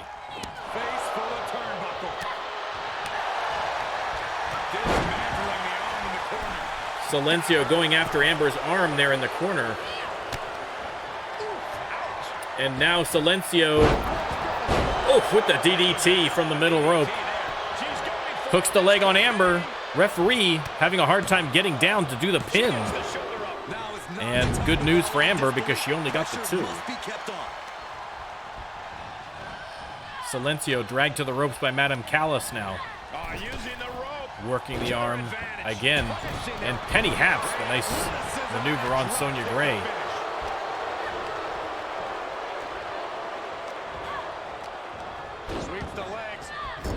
Penny sends the KO Queen into the corner, but nice reversal from Sonya. And oh no, GG driver on Silencio. 2 count only. Silencio kicks out. Unbelievable. Amber Leon from the middle rope drives Penny Haps face first into the mat. Goes for the pin. Is that going to be enough? It is not. Silencio with the air raid crash on Madam Callis. These ladies have taken quite a beating. Silencio going top rope and missed on the elbow. Sonya Gray gets out of the way just in time.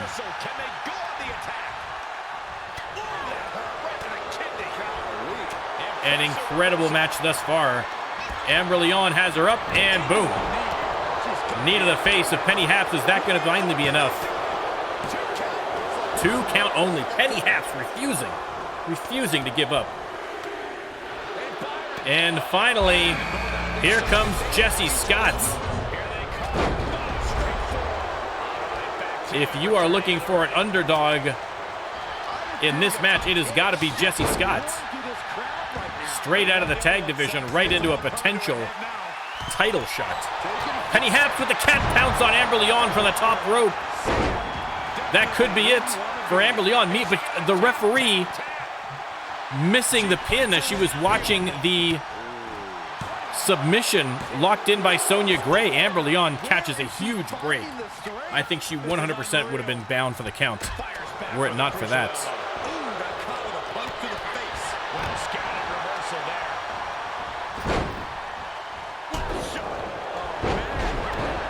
Absolute chaos. Amber Leon goes for the pin on Penny Haps. And the 3 count. Penny Haps is eliminated. Silencio, top rope. Amber Leon takes a shot. And it was enough to throw off Silencio's double axe handle. Penny Haps making her way to the exit. And we are down to 5. Jessie Scott tosses Madam Callis to the outside. Locks up with Amber. Amber off the ropes and boom. Drop kick to the side of the head. And looks like she's going to go for one more. Jessie Scott finding out just how tough it is in the singles division. Silencio sends the KO Queen to the outside as Madam Callis comes back in, grabs Amber from behind, and hits her with the big neck breaker. Jessie Scott tossed into the cage by Silencio. And now her and Madam Callis are going to tag team. Silencio goes for the pin on Jessie. 2 count only. Jessie Scott able to kick out. Amber missed on the neck breaker, and Sonya Gray is going to make her pay for it with the wrist lock. Jessie going after Madam Callis now. Working that arm. And there we go, the KO Queen laying into Amber Leon. Oof, Madam Callis has her head bounced off that solid ring post by Jessie Scott. And Amber, oof, stepping on those dreads and pulling up.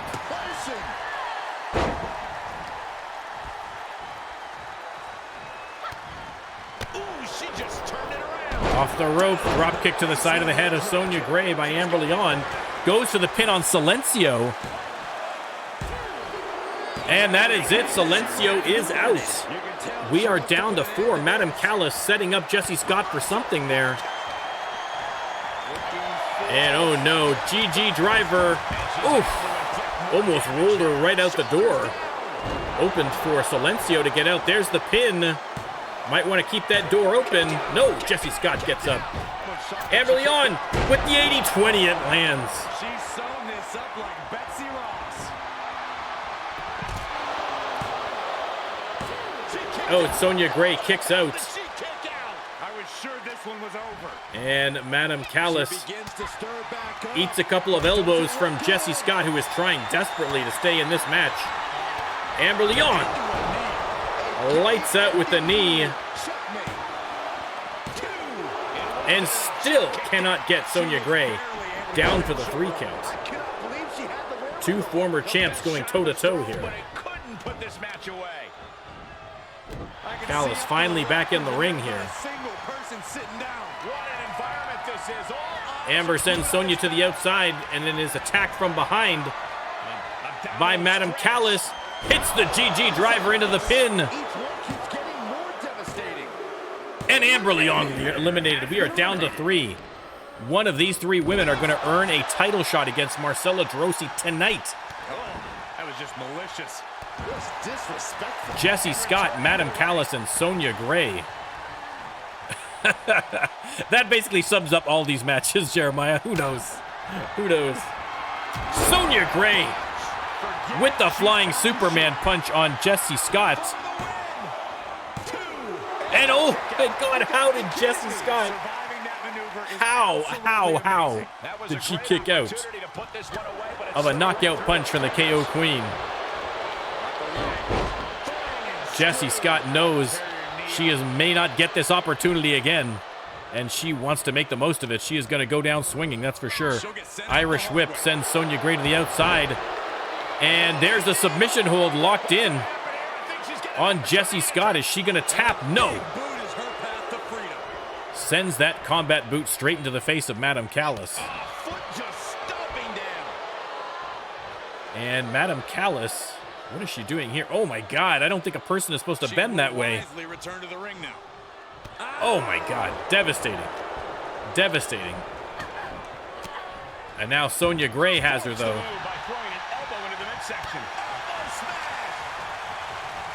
Gray sends her into the corner. This can't be good. And oof, little face wash there with the forearm, and why not one more? But here comes Jessie Scott. Backing up and hits her with the clothesline and the kip up. Goes to the pin. 3 count. It is Jessie Scott or Madam Callis. If Jessie Scott can pull this one off, So ruthless. I mean, it'll be the opportunity of a lifetime. Oh, this is just vicious. Nasty Stomps on the arm of Madam Callis.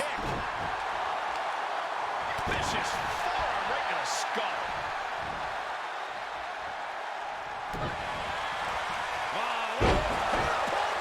And tossed down to the mat.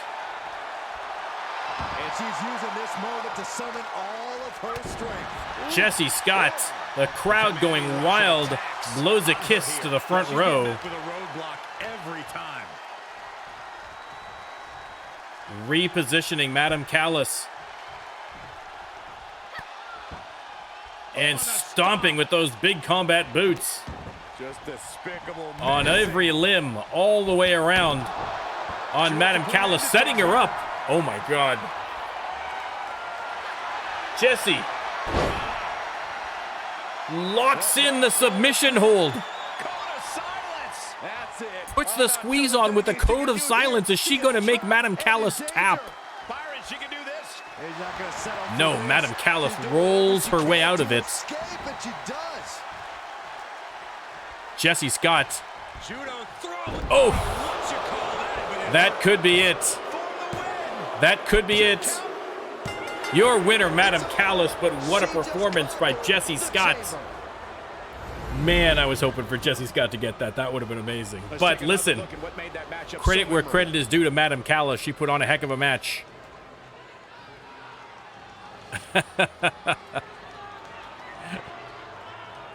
Man, oh man, what a nail biter. I mean, listen, Jessie Scott has nothing to be ashamed of. Came within a whisper of a title match. But listen, we are going to be seeing Madam Callis later tonight squaring off again against Marcella Drosy. Is this the time? Is huge. I'm sure they'll be Have posting the about dark this on forces social gathered their media power all enough week long. for Madam Callis to find a way to defeat Marcella Drosy? Stay tuned to find out.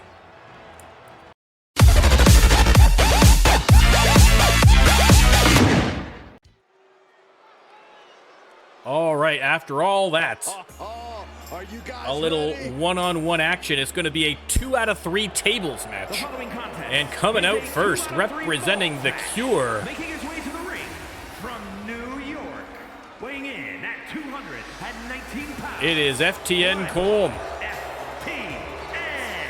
This is a match that folks have been clamoring for, and they are excited. Again, Colm, an impressive technical wrestler. Light that pyro, he's earned it. The Cure already with one big win tonight. Are they going to go 2 for 2? We will have to wait and see.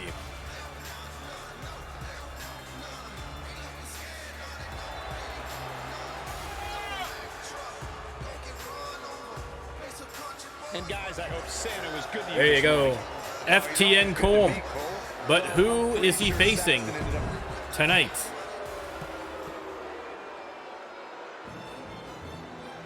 None other than self-proclaimed enemy of the Cure, And his opponent from Denmark, weighing in at Venu. 66 pounds. Now, Venu squared off against THP just recently.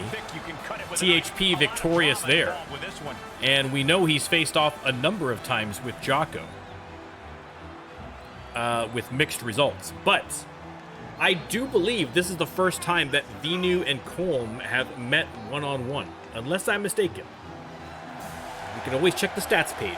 But I'm pretty sure that they have not squared off. They face each other in tag team, obviously. But I don't think they've ever faced each other one-on-one. So if they have, it certainly has been a while. So, you know, if Venu is going to target the Cure, it's not fair that he only targets THP and Jocko. He's got to spread it around a little bit. Oh, how is Vegas, Freddie? I might be going down there for New Year's. Hope you had a good time. Hope you didn't lose all your money. My brother's down there right now playing poker. And he posted... he's posting his poker winnings and losses. And yesterday he posted that he was down 320 bucks, but today he won a tournament and won like 3,500 bucks. So he's having a good time down in Vegas right now. Listen, I would be happy to steal your code for a tail of the tape for the stats page, Jocko. We might have to do that at some point. That would actually be pretty good. Nicer weather than in Milwaukee. Well, there you go. All right, let me start the prediction. You can let me know who you think won this match. Again, this is a 2 out of 3 tables match. So to win this match, you have to put your opponent through a table twice. Before the finale, when they're using the table as a weapon or a torture device. And boom, look at that maneuver from Venu. Again, surprising agility for a man of his size. And wheelbarrow. Neckbreaker. Stomps on the face of CAW. Off the ropes. Oof.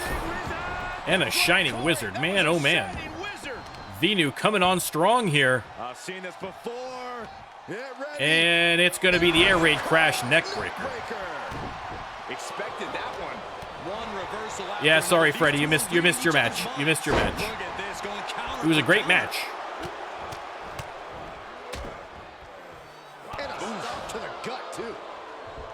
And CAW trying to reverse his fortunes here, but Venu sends him out of the ring. Surprising amount of planning to put someone through a table. If you can improvise, you're going to be in good shape. And of course, Venu immediately distracted by the steel steps. Oof. Harlem sidekick right to the face, then drops the knee. Again, the padding replaced by those steel plates. Not making life easier for the superstars here at ringside. That is for sure. Impressive counter. Elbow to the face, and Venu sends him into the barricade. And now Venu clearing a little space on the announcer's desk. We knew this superstar had a mean streak. We didn't realize. One of the things in the RLWF I have never seen happen, we have yet to have anybody perform a finisher on the announcer's desk. I am dying for that to happen. Takes control. I don't know what they're looking for here. FTN CAW trying to grab something out of the bottom of the ring, but Venu interrupts him. He's got him up. Are we going to see another air raid crash neckbreaker? We are. Bam. Venu doing a great job. And once again, though, Venu distracted by the steel steps. He's looking for something. This could get dangerous. CAW grabbing a table from underneath. and hits Vinu with the table before he gets a chance to get a good shot with the steel steps. Again, those steel steps, not always the smartest idea. Table set up now. We could have our first elimination. Colm trying to set up Vinu at the table. He is. Are we going to see our first elimination here from Colm? Flapjack through a table. First elimination. All Colm needs is one more time putting Vinu through that table, and this match is his. And there's the table in question. Vinu grabs it, but Colm grabs him first. Irish whip into the ropes. Goes nowhere. Nice hip toss reversal on Vinu. Vinu slides out. Colm grabs the table, doesn't see Vinu behind him. But managed to get the reversal all the same. Oof. Nice Pele kick.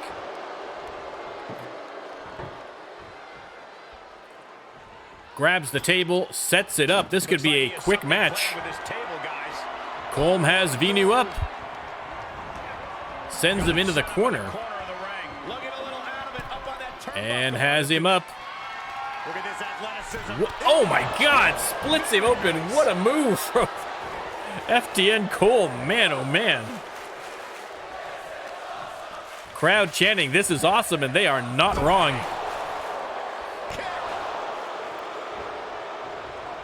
And Colm turns him around. Oof, the big double axe handle across the back. Turns him around again. Just absolutely bullying him in the corner right now. What is he setting him up for now? Has him up. From the top rope. No. Vinu. With the very timely counter. He was about to be put through that table, no doubt. Completely failed on that flying body press. Vinu fighting back, does not want to be eliminated here.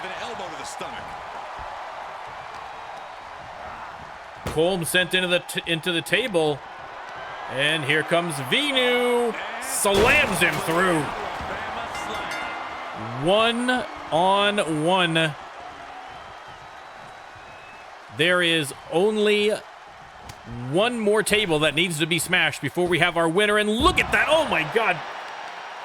Leapt over the top rope and powerbombed onto those steel plates. Devastating maneuver. Colm, though, no selling it completely. Colm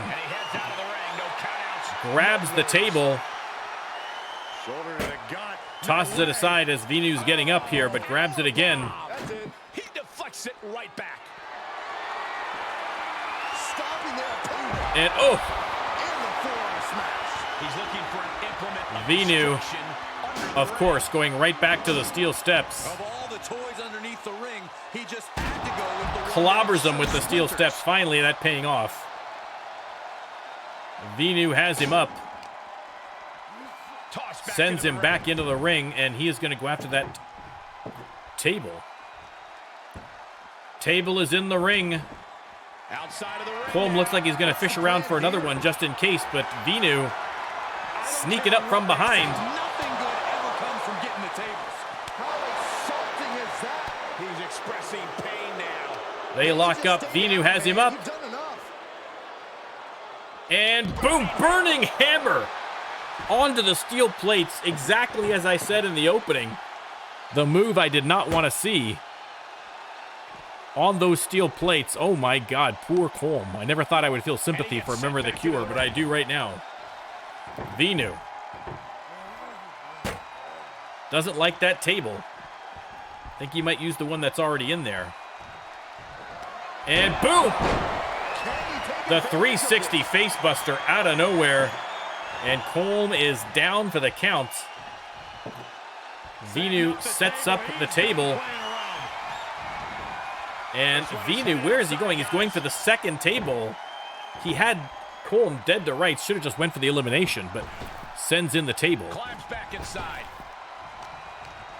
And Colm sent into the corner. This could be it, everyone.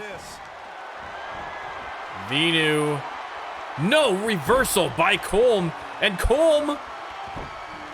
Oh, I thought it was going to break. That would have been amazing.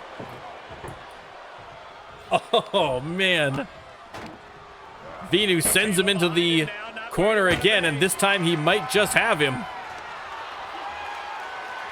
No, again, Colm with the reversal. He's got the answer. Still doesn't, that table is indestructible. Colm looks like he's going to set up a second table just in case. No, changes his mind. Sends him into the corner, attacking the ribs, and then a huge shot to the face. Colm putting the squeeze. Oof, devastating knee drop.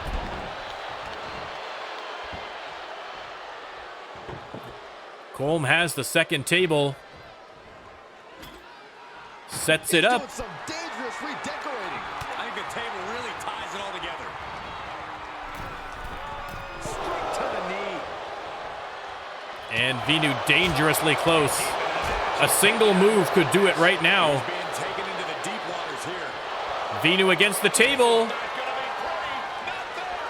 And boom, that's it. Your winner, FTN Colm. What a tables match. Unbelievable. Unbelievable. Some great spots in that match. And the Cure 2 for 2 on the night.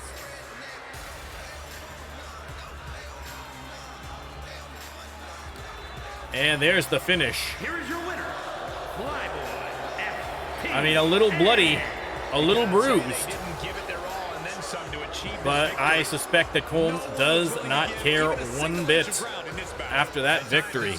Impressive, impressive. And Venu, I mean, listen, his reputation as a cure killer in the dumps.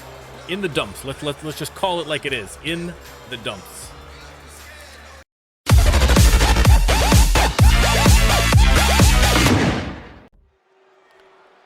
All right.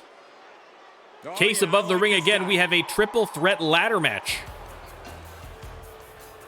And coming out first, I mean, trying to stay as far away from these old decrepit cars as possible, it is Mr. Clean. Does not want to get a bit of motor oil on there or some dirt or grime or worse, rust. No thank you, says Mr. Clean. Mr. Clean. Coming out, we have, after this match, we've got one more match, and then we have 3 title matches in a row. So we are really, I mean, despite being an incredible pay-per-view all around, we are really getting to the meat and potatoes right now, coming up after here. Well, this match included, it's a great match, but 3 title matches to finish off the pay-per-view.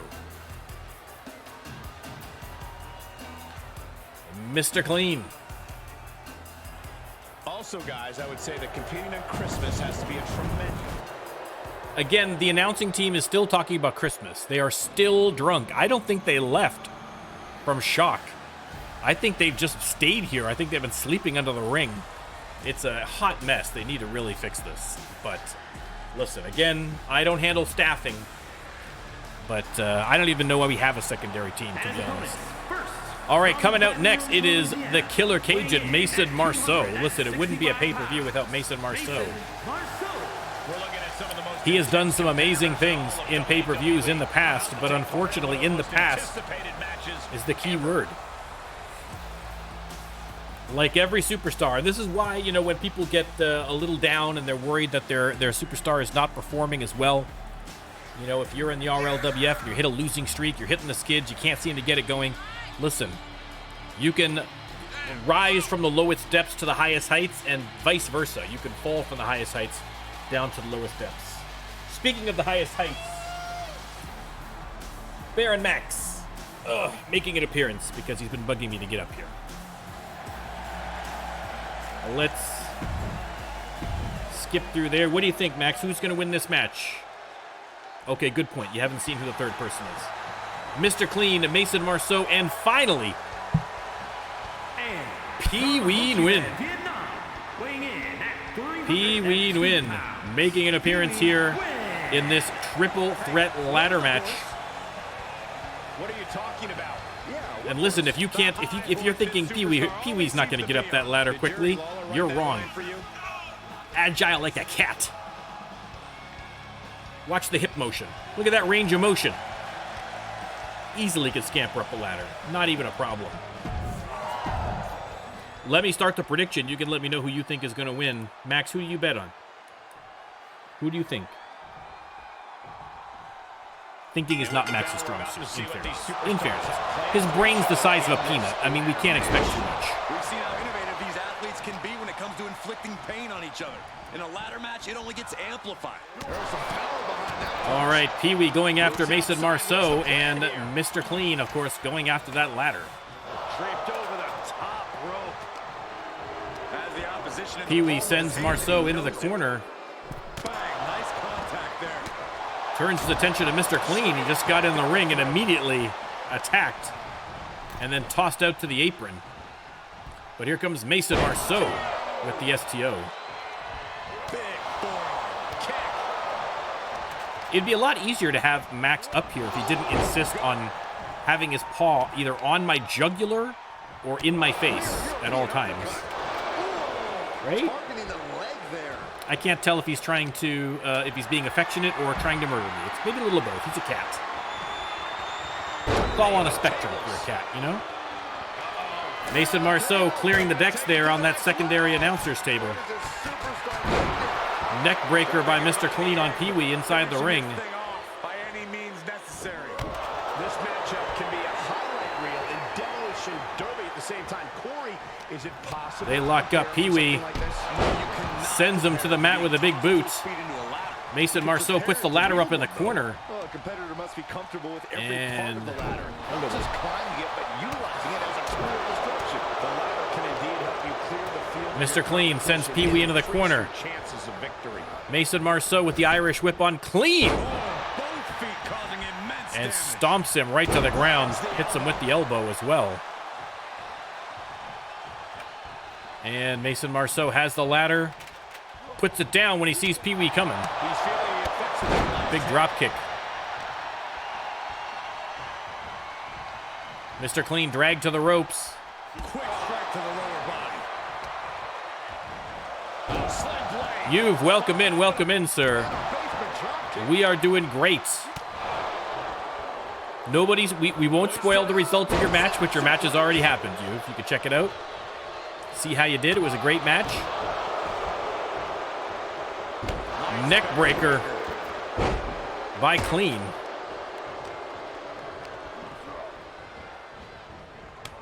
Kick to the midsection prevents the attack. And Pee-wee grabs Mason from behind with the big back body drop. Back suplex, rather, And he sorry. has free reign to the outside with no countouts to worry about. And out of the ring he goes. Pee-wee all the way to the outside. Here comes Mr. Clean. To the face. Reversal to Mason, but look at Mason with the nice reversal there. Kick to the guts. Dodges out of the way. And boom. Ladder in the way here. Mason and Pee-wee trying to fight each other through a ladder. Not a great idea. Small on the back. Down with a sling blade. Sling blade into the drop kick. Drop kick. He's in a little bit of trouble now. And Mason's going to go top rope. Are not going to go away anytime soon. Goes for the senton. He did not see that Mr. Clean had picked up Pee-wee. That's the downside to starting from a reverse position on a top rope maneuver. Uh-oh, this is just You can't see what's going on behind you. That'll break his arm. Vicious.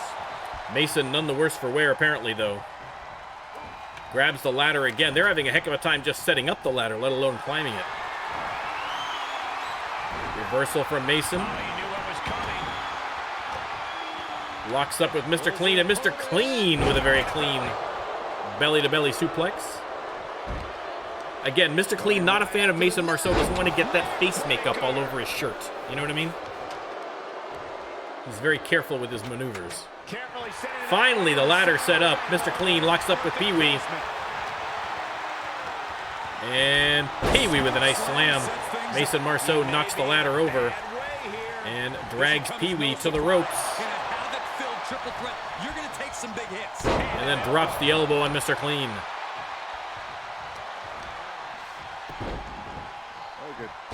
Mason with the rope-assisted stomp. And he's going to go top rope on Clean, it looks like. And boom, the big flying splash.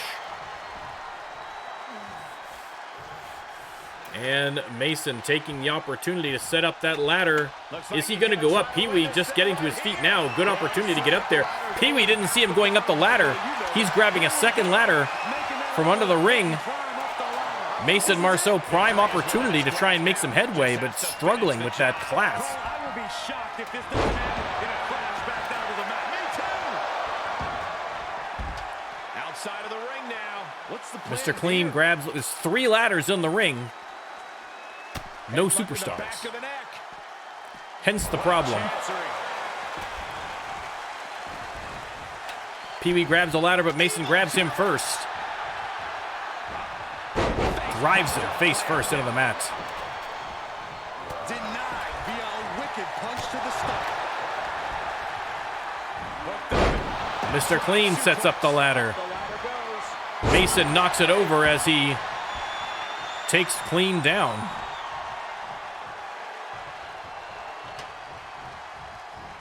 Has the ladder again and, tried to hit Mr. Clean with it, but Mr. Clean got to him first. Pee Wee, Irish whip into the ropes, eats a big elbow. He has to be at his limit now.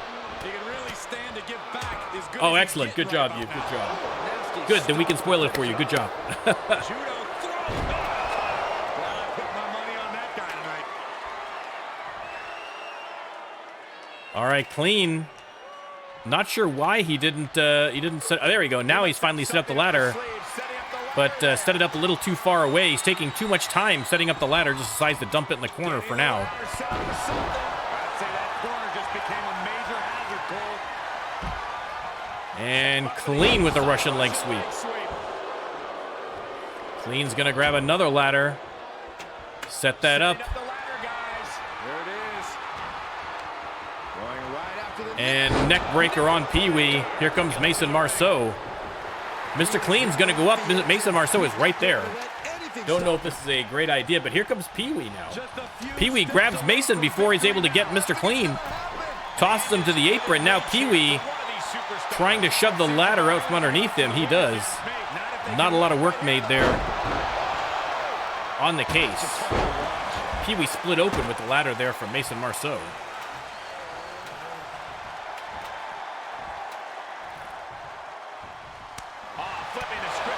Reversal by Pee Wee. He's going to grab the ladder.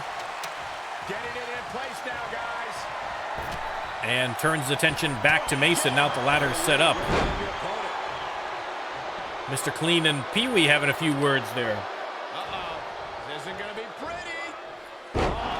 Suplex. Coming back into the ring. Back to Ladder knocked down again there. This time by Mr. Clean sliding back into the ring.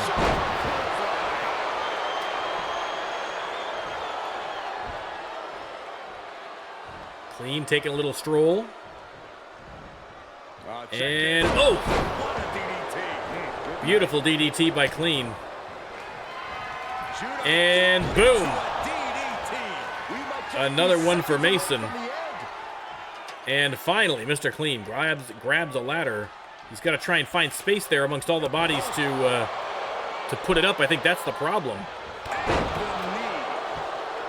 Pee Wee Nguyen taking up a little bit of real estate there in the center of the ring, but finally he rolls to the outside. Could be a good opportunity for someone. Mason drops him with a clothesline. Waiting for Clean to get up. Are we going to see a sleeper hold? That's exactly what we're going to see. He manages to get his way out of that one. Pee Wee sets up the ladder. Mr. Clean heading up. Very slowly, but heading up. Irish whip into the ropes, goes nowhere. Pee-wee finally spots Mr. Clean and pulls him down. Clean going after Pee-wee now with the Russian leg sweep. Mr. Clean tried to send Mason out of the ring, but Mason with the reversal. Float over DDT. Mason Marceau, get up that ladder, sir. He's not. He's going up top rope first. And senton bomb onto Mr. Clean. Pee-wee knocks over the ladder on the way back in, but Mason already looking to set up another one. Pee-wee with the inverted atomic drop. Oh, my. Ooh, I can feel that from up here, boys. Pee-wee going top rope. Mason getting up.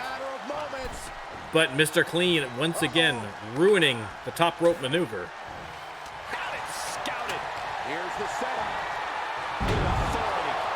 One ladder set up. Sling blade. And look at this! Ran up and out. I think he meant to do something else there. Up to the top rope now. That was impressive, though. And boom, there's another top rope maneuver from Mason Marceau. I think he might have thought that Mr. Clean was on that side of the ring, got a little disoriented. Was going to pull a maneuver on him, but realized the last minute he wasn't there.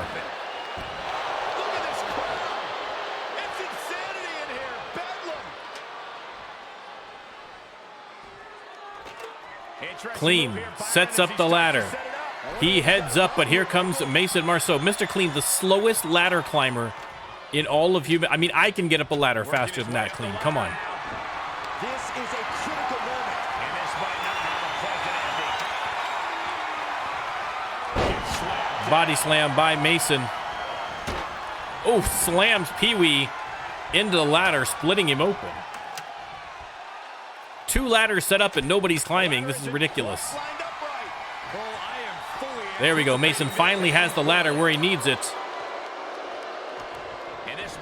Pee-wee gets up. Here comes Mr. Clean as well, trying to stop him, but Mr. Clean going after Pee-wee instead, slams him into the ladder. Mason comes back down again. Again, I don't think it's set up quite right here. I mean, beggars can't be choosers, but you got to be able to grab the case.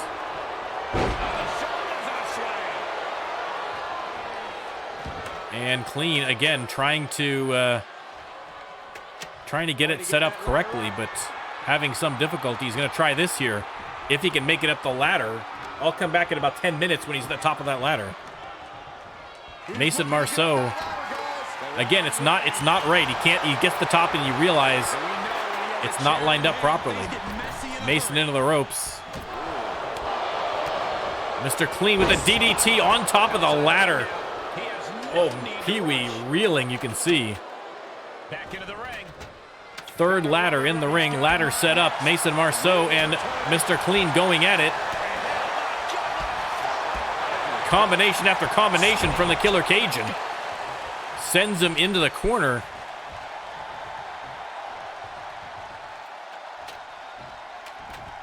Pee-wee up off the mat and just squeezing the trapezius muscles of Mason Marceau. And Marceau exhausted. Oh, there's a little ode to Jocko. A little nut shot from Mr. Clean. Finally, Mr. Clean once again heading up that ladder. I cannot believe how slow Mr. Clean is getting up that ladder. It is, look at him. He has to stop halfway through because he gets too tired. Pee-wee sent into the ladder again, and the ladder knocked over. I think there's too many ladders in the ring. I think that's the issue. Between the ladders and the superstars, there's just not enough room. Now that's set up perfectly. Setting that ladder up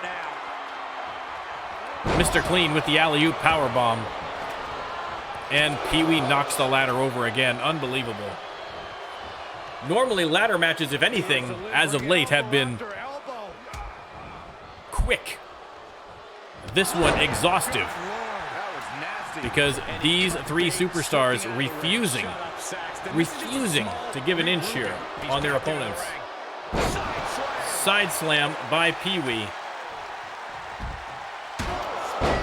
Pee-wee hitting the head with the ladder. Mr. Clean. For the love of God, go up the ladder, Mr. Clean. Instead, he is setting up Pee-wee for the Magic Eraser. Pee-wee is down for the count. He rolls out to the outside, and boom. Inverted DDT from Mason Marceau. Mason Marceau is going to go up the ladder. I mean, he is beaten and exhausted, so that's the reason he's going so slow. Look at this. That ladder is positioned perfectly. And he is making headway. Mr. Clean still flat on his back. Pee-wee just getting back into the ring now. Mason Marceau has almost got it. He does it. He does it. Your winner, the Killer Cajun himself, Mason Marceau, with the victory.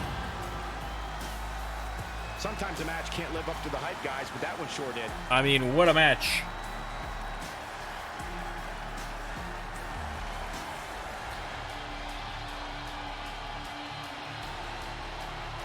Ladder matches are not usually this grueling, this bloody, this exhausting of an affair, but this one absolutely was, and your winner, Mason Marceau. Triple threat matches are no joke.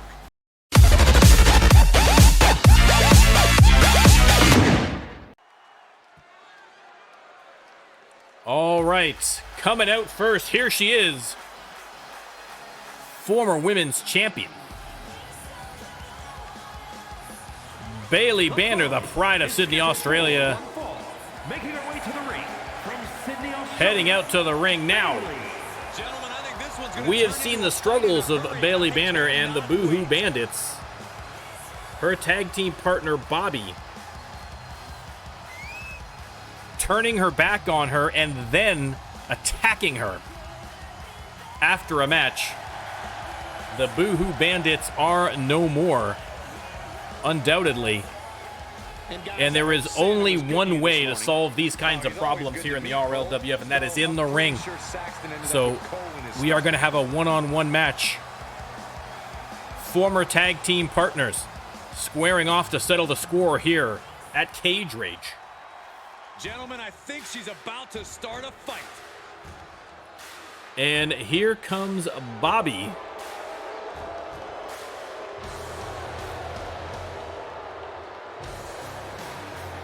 And there she is. It cannot be. From London, It England, cannot be. The feeling, the electricity in the arena. Bobby being escorted to the ring by King Jocko and THP. Bobby, a member of Cure. I am just getting information. In my headset here that Bobby, I'm getting confirmation that Bobby has in fact joined the Cure. Bobby felt that while Bailey was champion, that she was kind of left abandoned as her tag team partner. And then once Bailey lost the belt, she came back to tag team, and Bobby, for whatever reason, I don't agree with it, Bobby felt like Bailey was trying to steal the spotlight, or maybe she was jealous. I don't know what, something. But the point is, Bobby joining the Cure. I mean, unbelievable. Unbelievable. Again, I personally, let me start the prediction here while I'm rambling. You can let me know who you think is going to win. I mean, I personally don't feel like that was the case at all. I mean, Bailey Banner was the women's champion. She can't be doing tag teams all the time. But like I say, Bobby felt slighted somehow, rightly or wrongly, and it has driven her to turn to the Cure. An unbelievable turn of events, and now Bailey, in addition to having to worry about Bobby in this match, problematic enough. But she also has to keep an eye in the back of her head for Jocko and for THP, who are ringside as managers. Colm was just in a match, so obviously that's why Colm wasn't coming down here. But man, oh man, hang on one second. Twisting the body. Sorry. Get out. Go away. She turns it around. Max is messing around with the cables. I'm like, Max, if you literally pull the plug on this pay-per-view. Unbelievable. Bailey Banner, though, doing well so far here.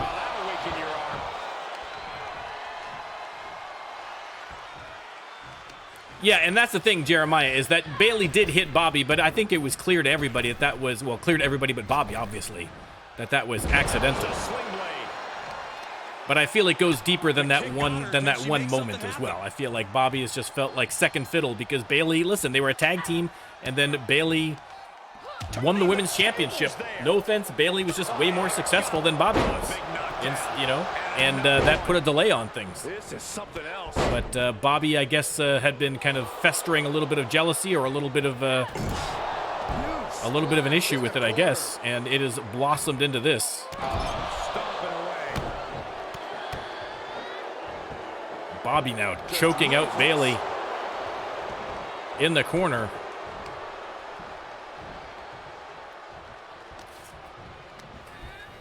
Places are right in the corner. Sorry, Max is causing trouble. I'm trying to make sure that Max doesn't literally pull the plug on the stream. Bobby with the knee drop and then a knee drop again. Rolls are over. I can't imagine that's enough. 2 count only.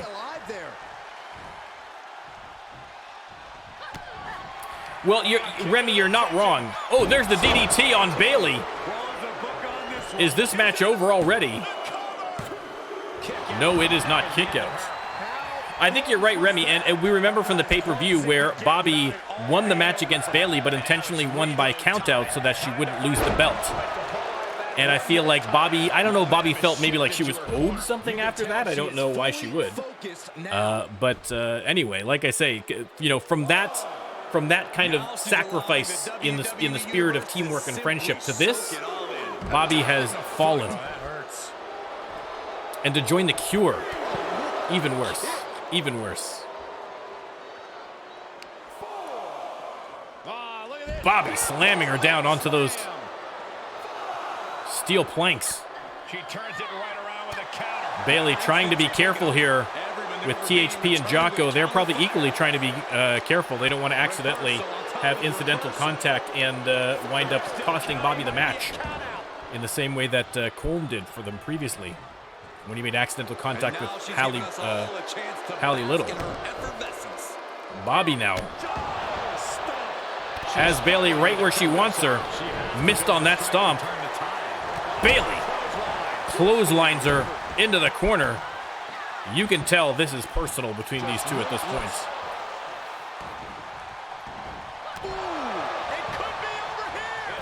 Hooks the leg. Kick out. She still has life. She just will not 2 count go only. away. I had that well scouted. And Bobby, Right to the kidneys. a shot to the back here.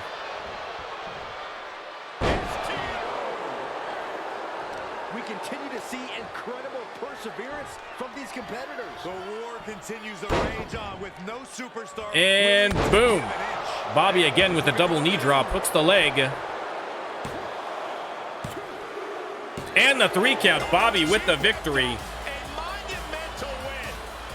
I mean, it's got to be heartbreaking. I mean, already I think that, because again, we know that Bailey Banner is a good person, and already, you know, the fact that you know, the Boohoo Bandits broke up, and the fact that her former friend would attack her after the match, and now this joining the Cure. I mean, it's a lot for Bailey Banner to take. This is a low moment for Bailey Banner, but listen. Here is your winner. I know one. If I know one thing about Bailey Banner, it's that she is capable of rising again. She earned this And win. I expect exactly that.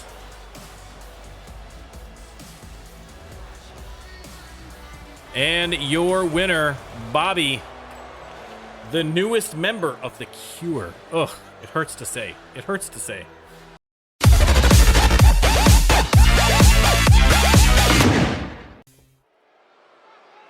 All right. Men's tag team belts on the line. Universe on their feet. And coming out first, the Crossbows, former champions. The following contest Former is a champions triple looking threat to get tag team match. their belts back off of Old Norse. But Team championship. if you didn't hear the announcer, this is a triple threat tornado tag match. There are 3 teams involved here. It's a big time opportunity, Byron, as the title will be on the Bad line Ben here. Cross and Lee Bowman had a long and impressive run as champions. And they desperately want those belts back around their waists.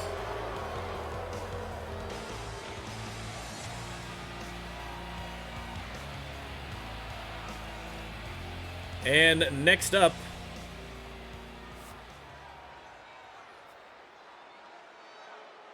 They are ready for a fight. your tag team champions, Vam Heifer and Peter Allen, Old Norse. There they are. They look oddly appropriate in this kind of in this arena. And at a combined weight of 495 Vam pounds, Heifer and they Peter are Allen making their way to the ring. Tag team champions. Again, won those belts under very unusual circumstances, and the Crossbows want them back around their waists. In all of WWE right now. Also, guys, I would say that competing on Christmas has to be a tremendous thrill. I can't speak for what it's like to be in the ring. And there we go. It's an absolute blast to be here Old ringside Norse. on such a special evening. But there is a third tag team involved in this match. Look who it is. And it is none other than Bullet County, Jeremiah Cowboy Colt, and Sam the Scorpion Taylor. Former enemies, now tag team partners, making their way to the ring. Again, Crossbows and Bullet County both beat Old Norse in non-title matches. And so they have been put into a triple threat match to win the belts. Oh, I got you, Jeremiah. It's all, listen, all part of the master plan, sir. Oh, that's why I've had it all cooking. We can DM later. We can DM later about the details. But I got some ideas.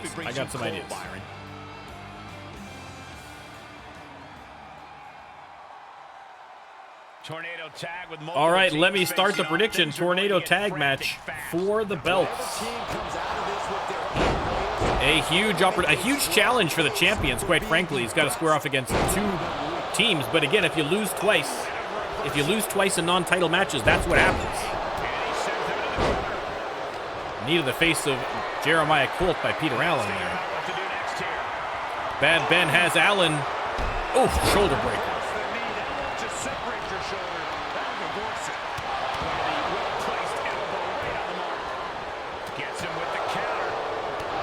Bad Ben has the Scorpion on the ropes, turns his attention to Jeremiah Colt, but Colt gets him first. Neck breaker. Vam Heifer has a sledgehammer there now, trying to make sure he doesn't get his partner hit. Bad Ben, the victim of the sledgehammer. Suplex by Allen.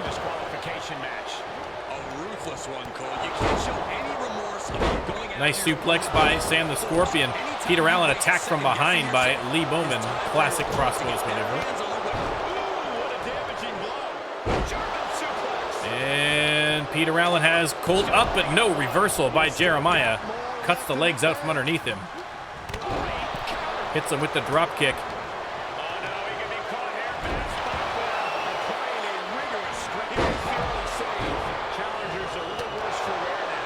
And the crossbows both going after Peter Allen here. Goodness, what an impactful STO.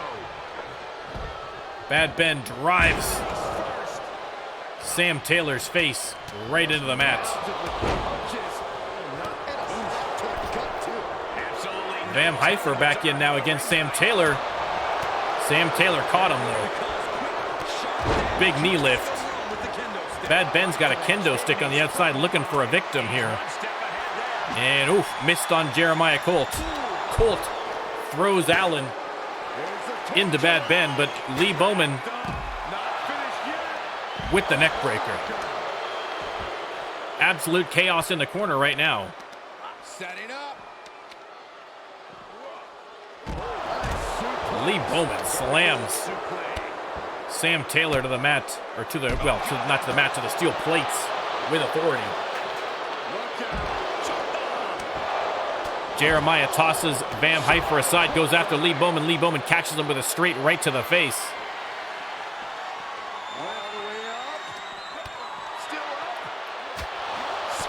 Lee Bowman showing off with a few squats here before finishing that suplex. The corner getting quite crowded right now. Peter Allen with the side slam on the Scorpion. Absolute chaos. They're going to need to create a little separation if they want to get anything going here. Again, any pinfalls or submission have to happen inside the ring, so they're going to have to get back in that ring at some point. Peter Allen taking his time with this suplex. Finally lands it. Sam Taylor tossed back into the ring by Van Heifer. Old Norse teaming up on Lee Bowman right now.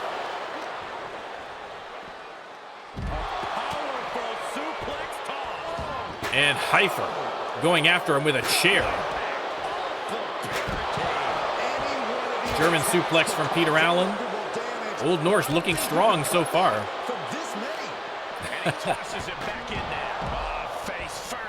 Jeremiah follows Bad Ben in. Not a bad idea, especially if you hit him with the recoil cap. Goes for the pin, trying to steal the belts. 2 count only. Peter Allen was in there, but not in time. But thankfully, Bad Ben. Oh, power bombs Jeremiah on top of Bad Ben. Jeremiah rolls out. And Bad Ben eats a few kicks from Peter Allen before reversing it. And now Bad Ben, are we going to see the Bad News Driver? Bad News Driver on Peter Allen. Goes for the pin. And broken up at the last minute there by Sam Taylor.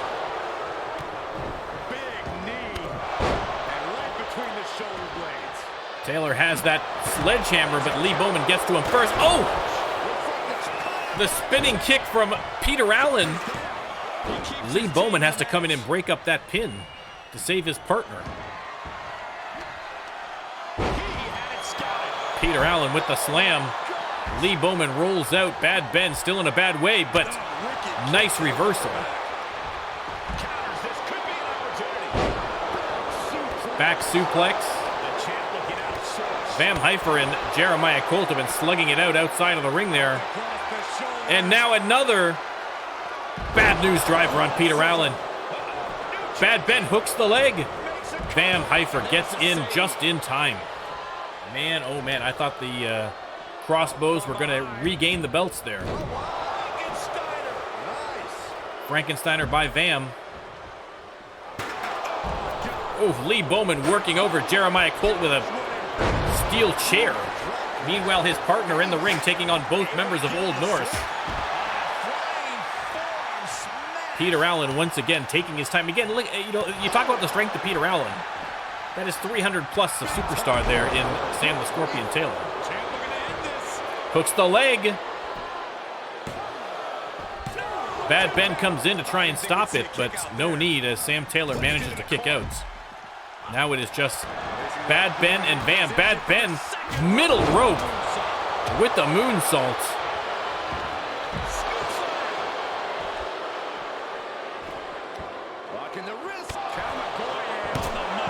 Van Heifer alone in the ring, flat on his back, no one going after the champ. Poor strategy, I think, by the teams. I mean, I'm not going to blame Jeremiah Cole. He's only just getting up now, but what's the excuse from the rest of them? Jeremiah Cole chasing after Vam. I don't think Vam spotted him. Everyone get out of the way. These two are Vam all restraints. in front of the table there.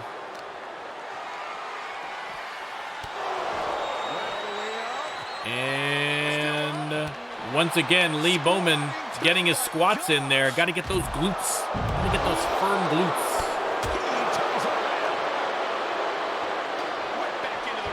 Taylor back into the ring.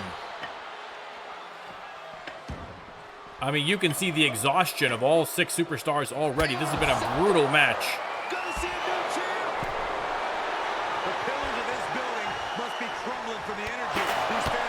Bad Ben attacking Van with a chair. Lee Bowman going for the pin on Sam the Scorpion. Jeremiah spots it, but is it too late? It is. Your winner, and once again, tag team champions, Lee Bowman and Bad Ben cross the crossbows.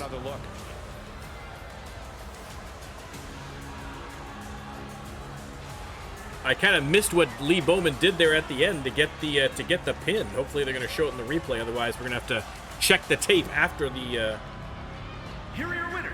after the match. And new tag team champions. And a big-time victory for this tag team. Big celebration here from the Crossbows, snatching the titles from the referee. All the way to the pay window. Letting the crowd know. Feels good to be champions again, no doubt. And the reign of Old Norse finally over. I mean, we're going to have to see what happens with Old Norse now. Is that team going to stay? Is that team going to stay together, or what's going to happen? Well, I'm sure there's going to be something going on with that. We'll have to wait and see. They were a good team, to be honest, but I think there is still some conflict there with Fisher Bailey and that whole mess. So we'll have to see how that resolves. But listen, for now, Crossbows, new champions. Great effort there by Bullet County. You're not wrong, Jeremiah. Bullet County will be back. They're a great team. They've had great success. I mean, they've only just started. They've had great success already. They're already in a tag team match, title match. So listen, we haven't heard the last from Bullet County, but Crossbows with their 3rd run as men's tag team champions.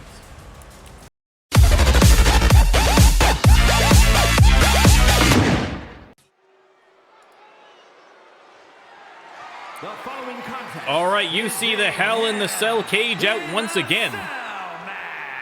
This time, the match between Marcella Drosy and Madam Callis for the women's championship. One of the best competitors in the women's Madam division. Callis, we saw earlier, won that 6-woman Elimination Chamber match, just edging out Jessie Scott, who I would have loved to have seen in this match. No offense to Madam Callis. But Madam Callis with the win. We're not going to skip that right away. Sorry, I misstepped. We are going to skip. We've already seen her entrance today. We know it's Madam Callis. And she is once again going to try to take the title off of this woman right there, Marcella Drosy.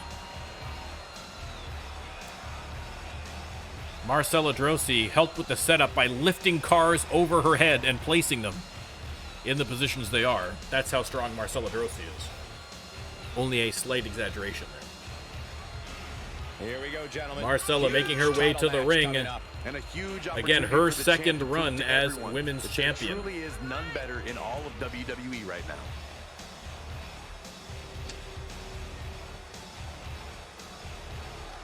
And Marcella Drosy, I mean, looks unstoppable. And we know that Madam Callis has beaten Marcella Drosy in the past, but never in a title match. Madam Callis, despite how good she is, as mentioned, has never had the belt around her waist. Looking to rectify things here. Let me start the prediction. You can let me know who you think is going to win while they're going through the introductions. Again, a Hell in a Cell match. We saw the last Hell in a Cell match between Pink Perfection and the Stunners, and it was absolutely nuts. Introducing the challenger So we will see if it's going to get that crazy here. The Queen Nightmare. I mean, listen. Marcella Drosy seems indestructible, And but her opponent, from wherever can even she survive she a is, drop from the top of that women's champion, cage onto the steel plating indestructible Marcella at ringside? We're going to have to wait and see.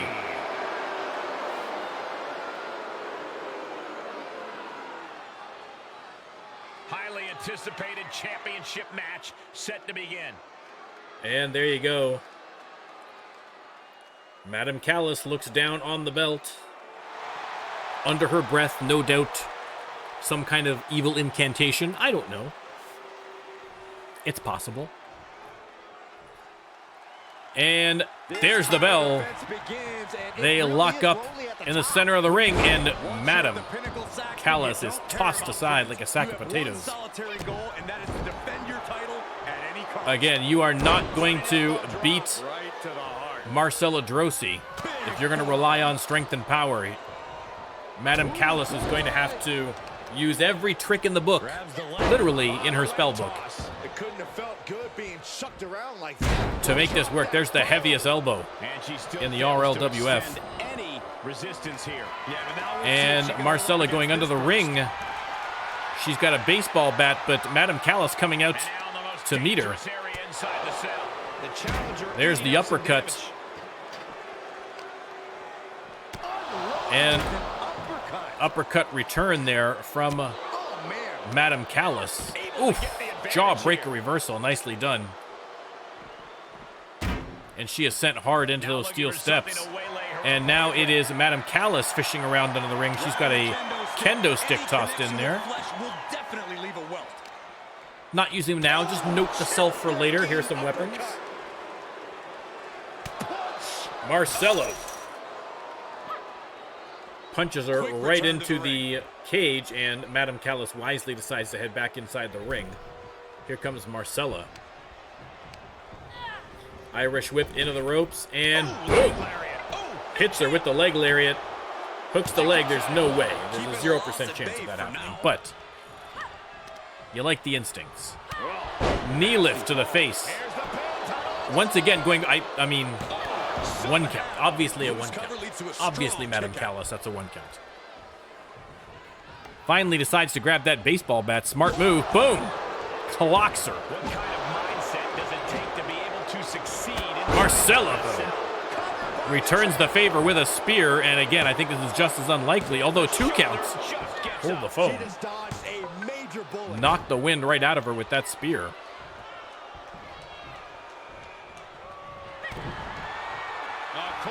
And here we go. Pump handle Samoan drop already. Marcella trying to make quick work of Madam Callis. 2 count only, but oh my God, I thought that was going to be one of the fastest championship matches of all time. There's got to be some sense of desperation right now. She's used her best weapon, but the match still continues. Marcella has her up. They lock up. Madam Callis tossed to the outside. Marcella changes her mind on the kendo stick. Pacing the ring, waiting to see if Madam Callis is going to come back in. She is not, so. Mr. Clean, welcome in, sir. Welcome in. You have missed your match, sir, unfortunately, but we've got this in the main event still to go. Oof! Kick right to the chops. And Callis drives her head first into the cage. And then a super kick to the back of the head. Madam Callis dishing out the punishment, but there's the reversal from Marcella, who drives her. Thought she was going to throw her into the side of the ring there, but no. And Marcella just walking it off. And boom, a super kick of her own right back into the cage. Marcella returning the favor. Madam Callis tosses her. And the big uppercut. The champ trying to roll with these hits. Oh, slammed into the cage again. And again, using the steel cage to her advantage. And now, boom! Exploder suplex. Right through the cage. They are on the outside. Are we going to see these two go up the top of the cage? Let's be honest, I kind of hope so. Marcella was trying to go up the cage, but Madam Callis intercepted her. Not sure that Madam Callis is quite as eager to get up to the top of that cage with Marcella as Marcella is. Marcella taking a little walk.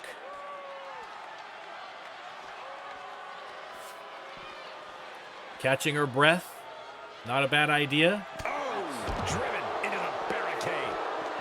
Callis has her up against the barricade right now. Missed on that one. And Marcella with the big uppercuts.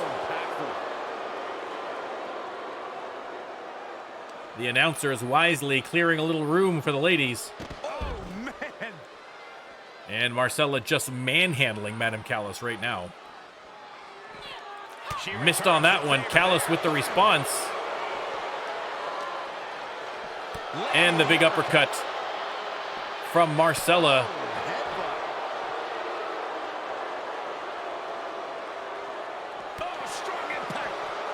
Again, trading blows back and forth here on the outside. And Marcella heading up to the top of the ring.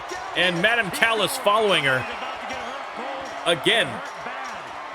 Steel plating instead of the concrete covered with a light padding. And oh, Madam Callis almost fell off. Marcella falls all the way down to the floor. Madam Callis continues on the way up. I mean, thankfully for Marcella, that was only halfway up. But Marcella, no fear,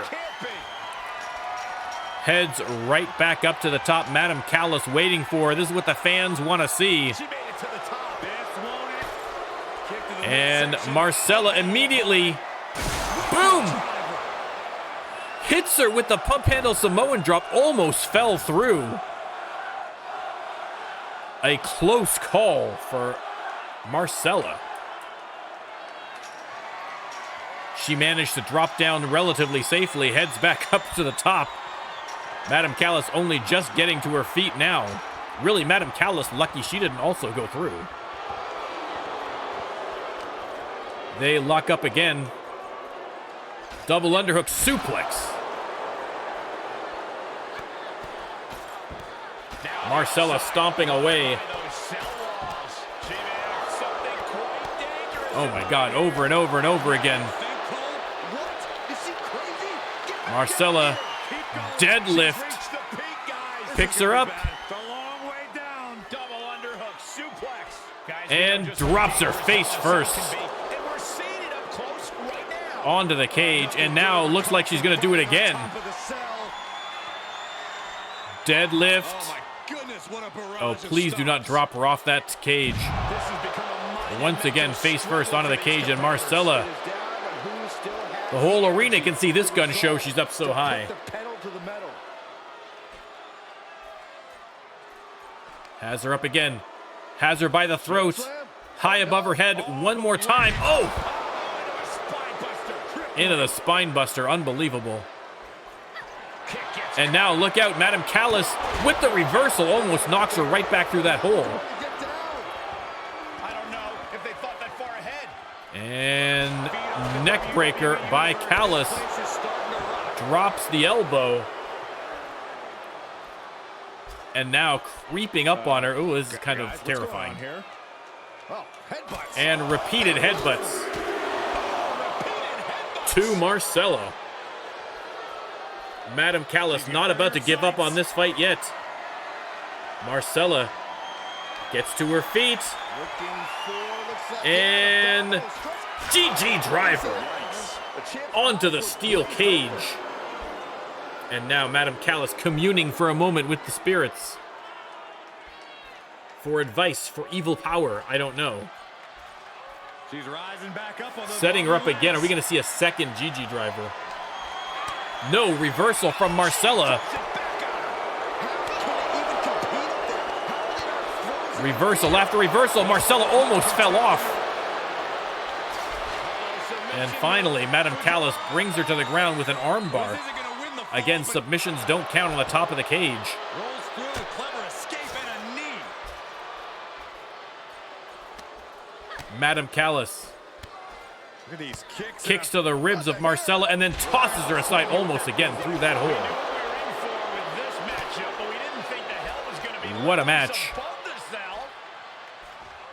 And now again, working on that arm of Marcella. And now Madam Callis once again appealing to the dark spirits. It seems to be working so far. Has Marcella up. No, Marcella with the block and the slap. The disrespect. Reversal from Callis. She's got an answer for that. With the neck breaker. Ooh, what a nasty kick. Again, Madam Callis has to be careful. She is right next to, she's between a rock and a hard place. She's got open air on either side of her there. Once again, working on the arm. Madam Callis pounding away on the face of Marcella Drosy. And once again, taking a moment. Time to find out who stays and who goes. Marcella on her feet. Combination after combination here from Madam Callis. And the champ looking vulnerable right now. And GG driver again. How much punishment can she take? Every fall on top of the cell is like putting your flesh through a meat grinder. Again, thankfully no one has fallen off the top of that cage quite yet. Marcella dropped from about halfway down and then managed to climb to kind of drop herself down under her own control. Oh no! Cutter almost sent her right back down to the mat down below. Madam Callis. I mean, given the business to the champion, setting her up again.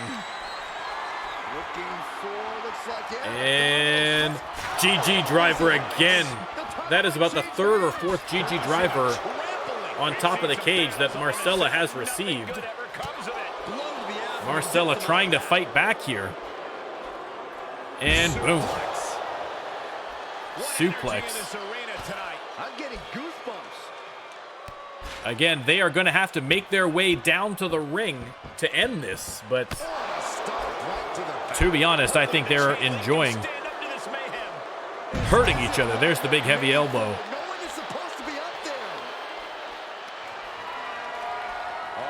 Marcella has her up, and boom! Power slam right on top of the cage. Has her up. And no, drops her all the way through the announcer's table. Face first through the announcer's table. We are going to have to get the medical team in here. Unbelievable. Unbelievable. And now going up again. They are both going up again. I mean, this is just masochism at this point. Masochism. Slugging it out halfway up the cage. This is incredible, ladies and gentlemen. And once again, Marcella dropped from halfway right on top of that busted table. That's the front panel of the announcers. That the announcers, I mean, what are you going to do, announcers? Unbelievable. You got up just in time, Jocko. I've been waiting 2 seasons to see that. And finally, we got that. I mean, again, if you had any doubts that Madame Callis was communing with dark spirits, the fact that she is up after that fall through a table, I mean, should prove once and for all that she is not of this world.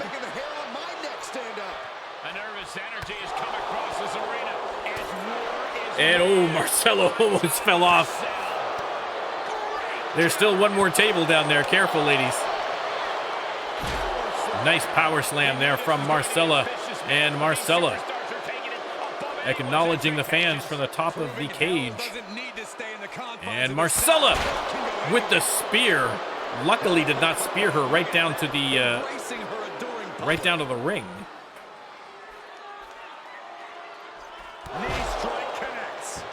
Knee to the face. This has catastrophe written all over it. And Marcella has her up. And oh my God, not again. Not again! Oh! I mean, at some point we have to stop the match. I thought she was going through the second table there, but... oh my God. Marcella. We're a little stuck here, guys. Give me a minute. We might have to go to a commercial break. What suits a T-bone to a T? What gives a hot dog pedigree? What goes nicer with a pizza pie? The sparkling lightness of Canada Dry. Canada Dry Ginger Ale makes good times taste better. It's that special Canada Dry sparkle. So crisp, so refreshingly light. Taste the good time ginger ale and you'll know why. America sparkles with Canada Dry. All right, and we're back from the quick commercial break, and Madame Callis is going right back up to the top of the cell. A little note to editing Norm about the commercial break that we need to sort out.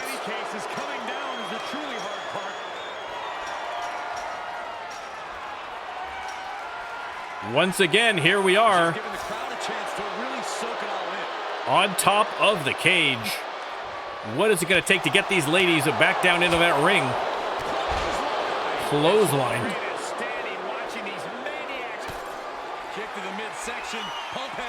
And pump handle Samoan drop. And once again with the deadlift.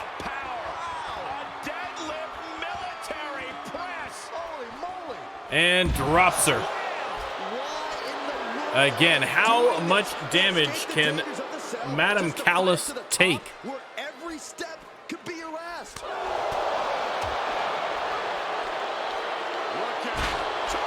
And a big spine buster. And another big elbow. I mean, Madame Callis has taken, I think, more punishment in this match than any RLWF superstar has ever endured. I mean, I think the only possible comparison is poor Sam Taylor during that brutal tables match against Jeremiah Colt.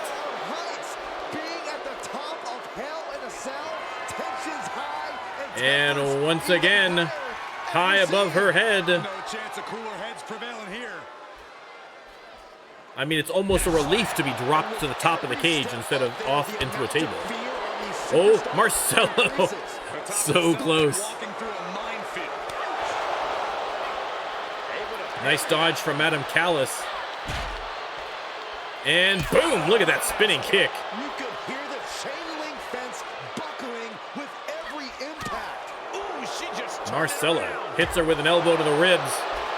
And submission hold. Again, no submissions on top of the cage. She's got to be careful. That cage underneath her, it doesn't look very stable. Has Marcella up. And, oh my God. GG driver.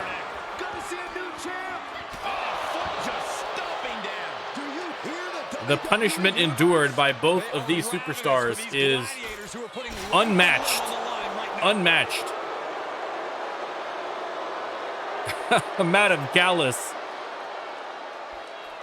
I mean, unbelievable. Dropped twice from the top of the cage, once through a table. And there goes Marcella. Face first from the top of the cage. I mean, at a certain point, the legal team is going to be buzzing in my ear to end this match before someone's killed out there.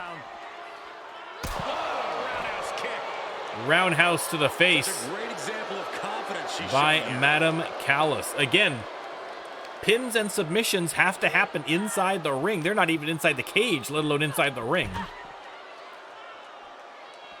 That was just disrespectful.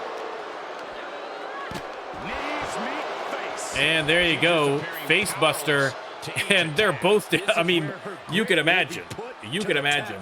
I will be shocked if neither of these women are injured after this match. I mean, if either of these women are in matches next week,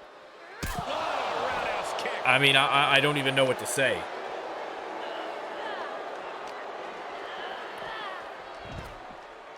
Marcella driven into the steel cage. Great counter, impressive ring IQ on display there. Sequence of reversals there.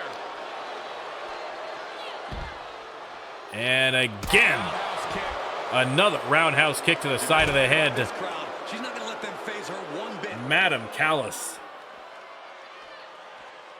I mean, listen, inhuman that she is producing any offense, that she's breathing still is inhuman. The fact that she is actually participating in this match is incredible. And let's not forget how many finishers Madam Callis dropped on Marcella on top of that ring, and she has just fallen from the top as well. So, I mean, listen, two indestructible superstars going head to head, but how is anyone going to win?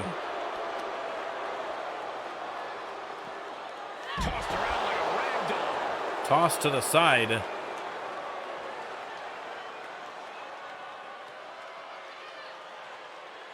I mean, honestly, you're not wrong. You're not wrong, You've. There are police in attendance, and they have not moved to arrest either woman. So she returns the favor there.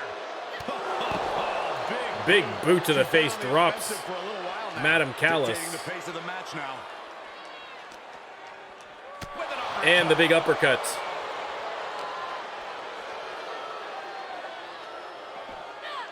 Double underhook suplex.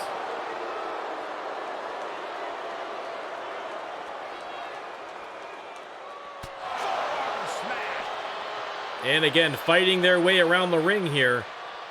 We will see if eventually, if they get around to that opening, they might just go back into the ring.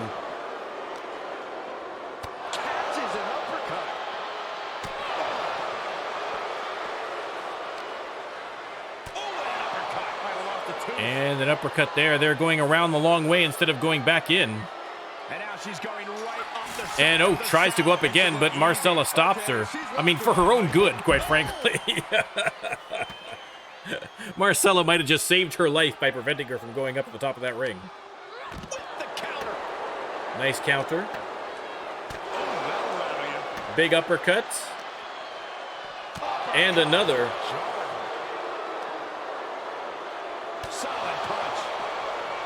And again, continuing to work their way around this ring.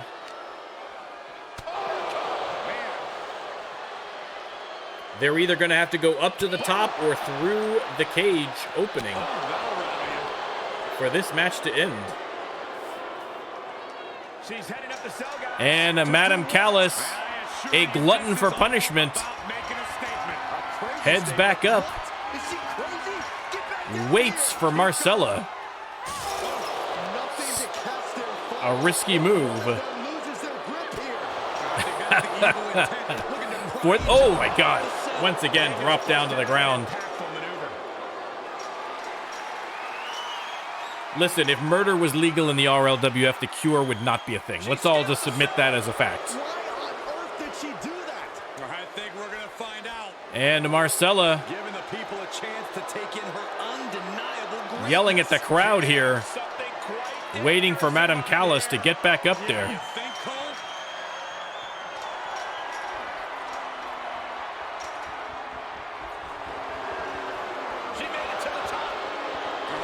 And boom, Silencio goes right after the knee. Someone get the EMTs ready. I just know this isn't going to end well. Precariously battling. Wow, wiping that smoke right off her face. And Marcella has her up.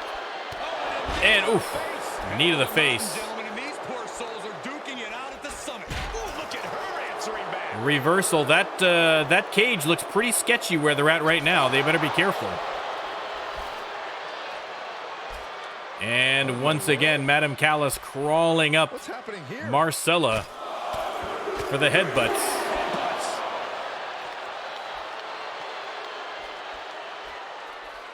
Slowly getting up. And Callis setting her up for something. Are we going to see another GG driver? We are indeed. GG driver. Oh, I thought that cage was going to give way. Oh my God. Evades the attack. Marcella eats a roundhouse kick.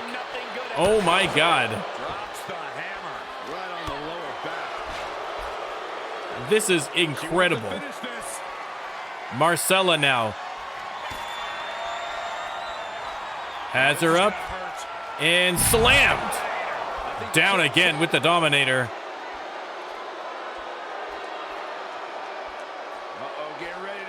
Drops the big elbow. I'd be careful on top of that cage. And we're seeing it up close right now. Nothing good ever comes from fighting on top of ourselves. Duking it out. Hoisted up. Has her up high above her head. And the military press slamming. They fall through. Madam Callis pinned by Marcella. And finally, with the crowd chanting, "This is awesome," and never has that applied to a match more. Some of the action that proves Hell in a Cell is the most dangerous match in WWE. I mean, look at this. Through the table. What a finish to, listen, I'm going to call it the greatest Hell in a Cell match in RLWF history. Let's just tick that box without even discussion, because it's not needed. But Marcella snatches the belt from the referee, and let me tell you, no one has earned a victory more than Marcella Drosy in this one here. But I mean, listen, kudos to both of these superstars for still being alive. That is the bar that this match set. Unbelievable victory for Marcella Drosy.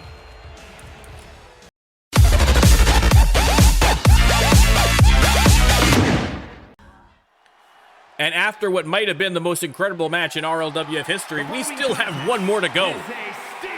We still have one more to go, ladies and gentlemen. A steel cage match for the men's championship. Noah versus Johnny Fantastic. Johnny Fantastic, of course, winning that 8-man elimination match earlier in the week to become the #1 contender and get this opportunity. And he is going to make the most of it. Again, Noah versus Johnny Fantastic. Gotta be an exciting match. Now, they have squared off against each other in non-title, and Johnny lost that match. So he is, hopefully he has learned something from that experience that might give him an edge here. But again, a steel cage match is a totally different animal. In recent memory. Different strategies. You got to think, are you going to escape? Are you going to get a pin? Are you going to get a submission? This is going to be a great match. A great, great match. Johnny Fantastic keeping the fans on their feet. Already pumped from that incredible match between Madam Callis and Marcella Drosy. And he is keeping the party going as only he can. But in order to get that belt, he is going to have to go through this man, the double champion, Noah. Looking good in the new fit, I gotta say. Stealing the show. Listen, a tall order for this show. I'm just going to say, I'm anticipating an exciting match, but the bar has been set high. This is indeed a title match. The men's championship on the line. Johnny Fantastic. Well, technically, they both could come out of here with one match, with one belt. But I'm sure Noah would rather leave with both. Yeah, it's an honor no matter how long you hold both titles, but the reality is most double champions lose at least again, he has had a couple of titles. I think he's had 3 title defenses already on that Twitch belt. Determined to be the exception rather than the rule. So he is a fighting champion, that is for sure. It's a little trickier. It's a little trickier to do that for an all-star champ. It's more complicated because I kind of can't just say, okay, well, we don't have double champions happen all the time. You know what I mean? So we will have to see. We'll have to see. It's not impossible, but there's a little more circuitous route to get there. Introducing the challenger from Cologne, Germany, weighing in at 100. And there you go. While they're doing the introductions, let me start the prediction. And you can let me know who you think From Stone Mountain, Georgia, is going to come out the winner. 215 pounds. He is the men's champion, the chosen one, Noah. And there you go, Noah. Listen, both of these two very, very popular with the fans. I think they're going to be happy no matter what the result. The challenger not taking their eyes off the championship. And the champ is staring daggers right back at the opposition. And there you go. The referee presents the belt to Johnny Fantastic. Once again, after the match, when you're watching the replays, keep an eye open for a chicken. If you see a chicken in the ring during the replays, text the RLWF and you can win a fantastic prize. And there's an argument to be made that defending the title. And they lock up. Wouldn't you say? Absolutely. Noah dragging Johnny Fantastic to the ropes. What kind of legacy you're going to leave, and that comes down to how you respond to your But the counter by Johnny into the neck breaker. makes him pay with a Counter by Noah. Again, 2 strong technical wrestlers here. up in the corner of the ring. Should be a great one. Noah, middle rope, DDT. Moving up the cage wall. Already trying to make this quick, going up the cage. Easier said than done. Johnny Fantastic. Trying to make their way out of the cage. Not gonna let him win that easily. Better be quick. He's still trying though. Johnny Fantastic finally gets him down. And he hits the mat with a thud. Gotta be more aware of your opponent. And Johnny says, oh, you like climbing? Well, let me just twist your knee and your foot. I mean, not a bad strategy. Not a bad strategy. Working on that ankle, it's actually a great strategy. Johnny off the ropes. And the big splash. Goes to the pin, no chance. And he manages to kick out at 1. Only a 1 count. Didn't get 2 here. When you're in a steel cage, there's not exactly And Johnny with a Russian leg sweep. Which is why you have to know how to use the cage to your advantage, because otherwise, I think Johnny thought about maybe going up to the up the cage there. Probably a good idea to wear out your opponent a little bit more before you try it. grind him into it. Honestly, we've seen Reversal some after better reversal. things in Now these matches. Johnny with the big These double axe superstars handle will across think the of back. even more things to do with their surroundings. Reversal from Noah. They lock up. For every move attempted. Lock up again. Johnny sends him into the ropes. Leapfrog and nice arm drag. Beautifully And now done. he's taken control. It is all going And his way. Johnny missed on that second kick. Irish whip by Noah. And oh! Wow, the spinning roundhouse goes for the pin. Only a 2 count. Only a 2 count. There, it could be do or die. Again, men's title on the line. Cuts off their offense with a swift elbow to the gut. Oh, smash! And Johnny tried for the Irish whip, but a reversal from Noah. And boom! Oh, lung blower. Making the climb up the cage. Here he goes. And now, once again, trying for the cage. Johnny right on him. Right on him. I think you're going to have to wear your opponent out a little more than that. And boom, powerbombed into the middle of the ring. And Johnny trying to get the referee to open the door for him, but Noah right there. Again, you can escape by having the door open by the referee and get out, but it takes a little bit of, it's a little finicky. Noah trying to climb again, and Johnny right there after him. Once again, powerbombed off the cage. Yeah, he's gonna have to try something else now. They lock up. Noah sent into the corner, and the fans call it out.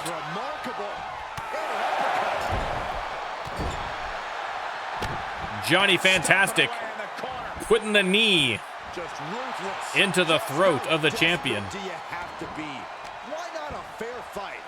And a kick to the back. Goes for the pin. 2.5. That was actually a lot closer than I thought it was going to be. Johnny, though, thinks Noah might be too hurt. Johnny making quick work of this cage. Noah's got to get up there fast. Johnny is already at the top of the cage. He's making his way up the side Noah. of the cage. And victory looking more and more likely for him now in this steel cage match. Catches them with a right and trying to pull him down. And he does just that. Ooh, that was a close call for the champ. And now Noah trying to get up the cage. They are both trying to get up there. This is a race, ladies and gentlemen. Noah is up first. Johnny right there behind him. Noah trying to get over the other side, but Johnny Fantastic right here trying to scooch himself a little closer to hit him into the top of the cage. And now they are going to duke it out at the top of the cage. And Johnny Fantastic tossed for the top of the cage to the center of the ring. I think Noah might have this one. Johnny's got to get up there fast. Noah having some trouble. Johnny just got him in time. Oh my goodness. Just pulled him down in time. And Johnny has Noah reeling with that hit. But they are both heading back up to the top. Johnny looks like he's going to get up there first. But Noah right behind him. Johnny trying to get over the top there. Noah bounces his head off the top of the cage. Johnny returns the favor and tosses him down again. This is a golden opportunity for Johnny Fantastic. We might have a new champion right here. Noah struggles to get to his feet. Johnny Fantastic is over. Your new men's champion. The pride of Cologne, Germany, Johnny Fantastic. New champ. New champ. What a match. I mean, the good news for Noah is that he still has a championship. But, again, keep an eye open for the chicken in these replays, guys. See if you can spot him. Johnny Fantastic manages to get out of the ring before Noah.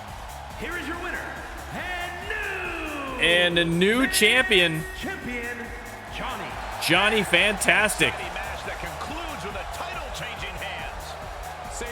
He grabs the belt. Yeah, no one ever plans on losing their title. And there you go. Raising it high. Give it a kiss. Why not? A huge victory. And the first men's championship for Johnny Fantastic. A long time coming as far as I'm concerned. Noah already asking for a rematch. Listen, a non-title rematch is not unheard of. And if you win that one, like I say, you never know. But right now, the limelight on that man right there, your new men's champion, Johnny Fantastic. What a cap to an incredible night of wrestling. Thank you, everybody. If you're watching this on YouTube, hopefully a sat through a lot of it. Don't forget to like and subscribe, by the way. If you made it this far, it's the least you can do. But once again, thank you very much for your support, and I will see you next time.